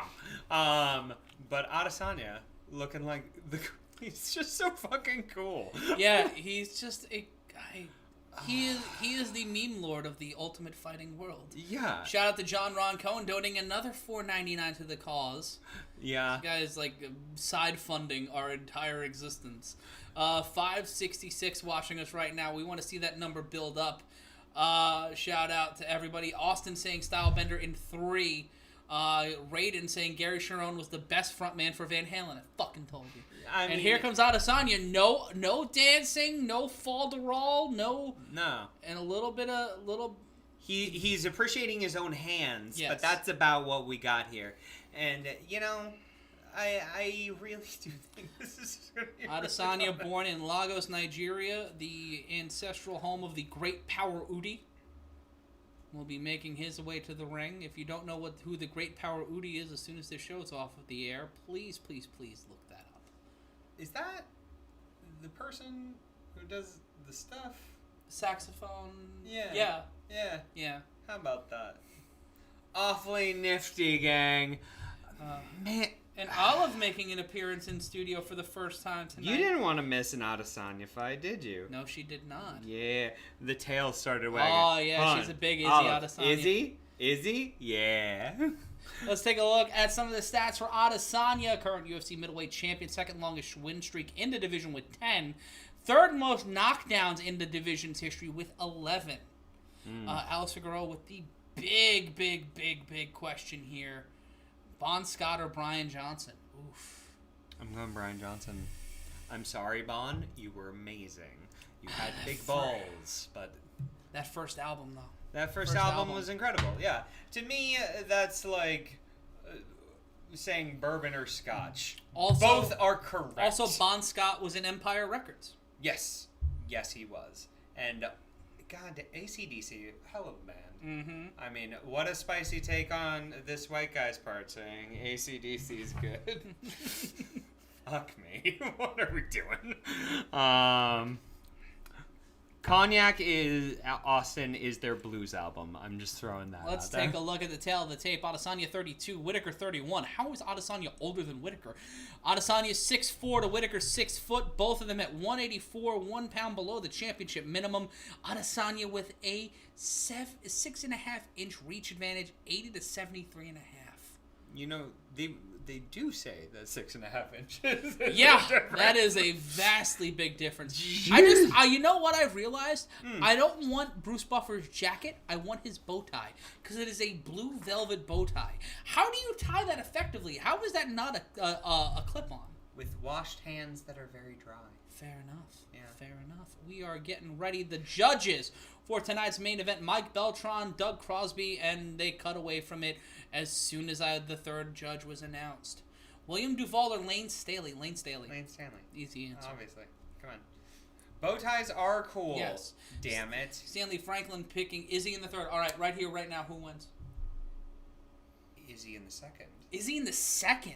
Izzy in the second. I think this goes third round or better. I actually think it probably goes in the third, but I didn't want to say the same thing that Stanley I said. think it's a good take, Stanley. I think it's gonna be third or fourth. Like I don't know what the fuck's gonna happen. Well, I think we either get a firefight in the first round or a feeling out process in the first round. But I do think it's something where that energy, whichever, is going to take the entire first, and then within the second, we start really getting into, okay, who win in this? Who win in this? Yeah. But this has that big fight feel, man, which I think is really important and really impressive when we talk about how thin the middleweight division has been. But these two guys, I'd say, are stars. And also, both men have that crossover potential in spades, kids. Whittaker, a plus 225 underdog. That's a little too much shade. That's a little too much. But, I mean, the injuries and things. Yeah, the like, layoffs. I get it, but his complete, like, his reemergence after that fight. So, talk about his comeback fight and his general journey for those that don't know. Because he has had quite the journey to get back to this title. Yeah, so he's got a 3-fight winning streak, all of them by unanimous decision, though. Darren Till, Jared Cannonier, and Calvin Gastelum. Really, I get the plus 225 because he had to go the distance against those three guys. Mm-hmm. But, you know, Adesanya ended a 9-fight win streak over Whittaker. And you started to see a bit of the turn in the first two Romero fights. The first fight was a unanimous decision. The second one was a split decision where you could have gave Romero the win. I think missing weight was the big problem for Yoel Romero in those fights. So Whittaker may not be at the peak of his career, but he's still Bobby Knuckles. I think that we're not going to see a knockout from him tonight. If he gets the win, it's going to be on points. See, I have a slightly different take with him. I think it's something where he has learned to train in a bit of a different way. I think he might have a better gas tank now than he did previously, because I think he's probably going to be a bit more judicious with what he's putting behind these strikes and putting it a bit more into accuracy. But when you talk about accuracy, Israel Adesanya, good God. Also, I'll say, put in the chat if you can think of a single UFC fighter that is as handsome as Israel Adesanya. I'll wait. I'll fucking wait. Costa? No, he beat him. He made him less handsome. Well done. And here we go. You see some of the comments in the chat right now. Let us know your prediction. And here we go with round number 1 of 5 for the UFC Middleweight title. Both men standing in the center of the octagon. Whittaker taking up the most space. He'll pressure Adesanya. Adesanya on the outer edge will step inside a little closer. Both men with their hands a little high, not around the face. feigning that switch is Adesanya. Leg kick missed by Whittaker. Whittaker missing again with another leg kick. Adesanya using his reach to his advantage. He's got the height and reach advantage. Both men at the same weight tonight, 184 pounds. 30 seconds gone by, no real action yet from either fighter. I mean, this is that feeling out that I was talking about, Matt. I mean, both are so dynamic within their movement and are also don't want to gas. This is a 5-round fucking fight. Mm-hmm. Adesanya stopped him in the second in their first fight. So right here, right now, ooh, a leg kick missed hard by Whittaker. Is the feeling out process, but Adesanya looks, I mean, height-wise, so much taller when he's actually at his full base, but he sits so low to throw these kicks. You also have a fairly big bend from Whittaker in a more traditional boxer stance right now. Yeah, Whittaker missing hard with a leg kick with the right hand, left hand landed by Adesanya. Adesanya standing in the center of the octagon looking for an opportunity. Feigning that right leg kick. He is loading up that right leg, trying to set something up. Ooh, almost landed a head kick and missed a push kick, did the champion. The champion putting the pressure on the challenger now. 3:23 left to go in the round. Leg kick landed by Adesanya. Whittaker missing with an uppercut. The reach, a huge disadvantage here for the former champion. Adesanya having a good feel for where he is, where his spacing is, and really controlling the distance here in the early going around one. And your referee in this fight, by the way, as we didn't mention it earlier, is Herb Dean, making his first appearance of the main card here tonight. Leg kick landed by Adesanya. 2:54 left to go in the round. I mean, it is a slow feeling out round. It is what I was saying earlier, but you start to see Izzy uncorking some of these leg kicks, which I think will be so important in terms of taking away Whittaker's base and his ability to move out of range just so he can pick him apart. Once again, I'm Matt Ryan, joined by Brendan Sokler. 2:32 left to go. Couple of shots landed by Whittaker, and Adesanya automatically landing another leg kick after feigning a shot to get Whittaker away from him. 2:22 left to go in round number 1 in this 5-round fight for the UFC Middleweight Championship of the World at UFC 271. Leg kick missed by Adesanya. Left that leg lingering a little too long. In a 90-degree angle did the champion, but he's adding pressure on the Whittaker, trying to pressure the former champion and Twitch stream enthusiast with 2:01 left to go in the round. That's not a bad thing, by the way. I'm just trying to find other things to say. And Whittaker, fighting his way out of a jam, was pressed up against the fence after a kick attempt by Adesanya. Whittaker just trying to play keep away. Leg kick again landed by the former champion. Whittaker down! He tripped after a shot from Adesanya, gets right back up. It looks like that ankle's giving him a little bit of a problem. Looks like the right ankle might be in trouble. Well, the leg kicks that he hit, Matt, I mean, you also got one to the outside to the ACL, MCL area, and then you got that inner one that John Jones always gets a little bit of shit for, but it was not takedown a push attempt kick. stuffed by Adesanya. It wasn't a push kick. It was a regular kick, but to the inside of the leg, and that can fuck you right up, fam. We had a little bit of a car crash there. Adesanya landing a kick to the knee, but Whittaker fighting out of it with an overhand right that barely missed the champion. Minute 5 left to go in round number 1. Trying to find pressure here is the champion. Pressing Whittaker up against the fence, not throwing strikes, but utilizing his distance. Landed a left, but tried to fake a left leg kick.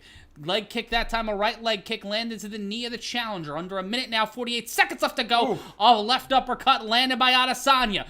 Snapping that left leg with a kick is the current champion Adesanya. Steps back to the center of the octagon, adjusts his shorts, and now in the bit of the Eddie from Tekken fight stance is the current champion. 31 seconds left to go in round number 1. Whittaker trying to go for a takedown. Adesanya finding a way out of that, and also an aborted knee attempt by Whittaker. Whittaker missing with a right hand. Adesanya tried to land a shot, but Whittaker covered up. 17 seconds left to go. Another leg kick and a beautiful setup jab into a body kick by Adesanya. 10 seconds left to go in the round. I mean, it's being said in the chat, oh man, if Whittaker doesn't speed things up. It's hard to speed things up when your front leg has been taken out the way it is. Like, it's something where Whittaker also tried to do. Little laceration on the bridge of the nose, too, for Whittaker. Yeah, little laceration there, which can also get into your breathing apparatus. But a thing that I thought was really telling, Matt, was the Frankie Edgar, I'm going to hit you on my way out if you engage with me, stuff that Whittaker was doing was successful for like the second of seconds. Yeah. And then Izzy caught wind of that game. And when you see the difference just in the way the two men look right now, it feels like Izzy has things going his way, and we get a replay of that leg kick really getting right in under the hamstring. Yeah, it caught the hamstring and it caught the knee, but also how Whittaker planted his foot. His left ankle kind of turned a little bit, might have twisted his ankle. Whittaker taking the opportunity to sit. Adesanya was standing the entire time. Yeah. Max Owings calling out Izzy this round. Matthew Good asking how do you score that round. I give it 10-9 Adesanya. I'd give it 10-9 Adesanya. I think he very clearly won that round. Also, he seems to be in a fantastic place of composure right now. He's not overconfident. Leg kick landed by the champion right now. Plus 450 underdog, minus 800 favorite for Adesanya. Whittaker missing hard with a leg kick. Perfect positioning by Adesanya to avoid that. But if he landed that, whew. Yeah, I mean, it's impressive strikes getting thrown, but also Whittaker coming out with a lot more aggression than what we saw in the double first. Jab by Whittaker. Adesanya. Whittaker with a powerful hook. Does not land. There's that ankle again. Another leg kick right at the left ankle by Adesanya. Just trying to pick away, changing his stance as the champion. Leading with his left now. Whittaker in a boxing stance, really trying to throw blows with the current champion. Adesanya using his reach, playing keep away right now. Head kick attempt feigned by Adesanya. Now getting Whittaker back on his bicycle, stepping back. Whittaker cannot step on his back foot. He's got to keep going forward. But right now, Adesanya keeping the pressure on Whittaker, having Whittaker fight from a defensive position, which he's not really comfortable doing. No, it's when he is moving forward, he is doing the work. When he is on his bicycle, it's just not going well for him, and he looks a little confused moving backwards. But also, is there anything more ominous than Izzy switching a stance slowly into, I have a new way to murder you? Right now, and someone asking what the damage is being done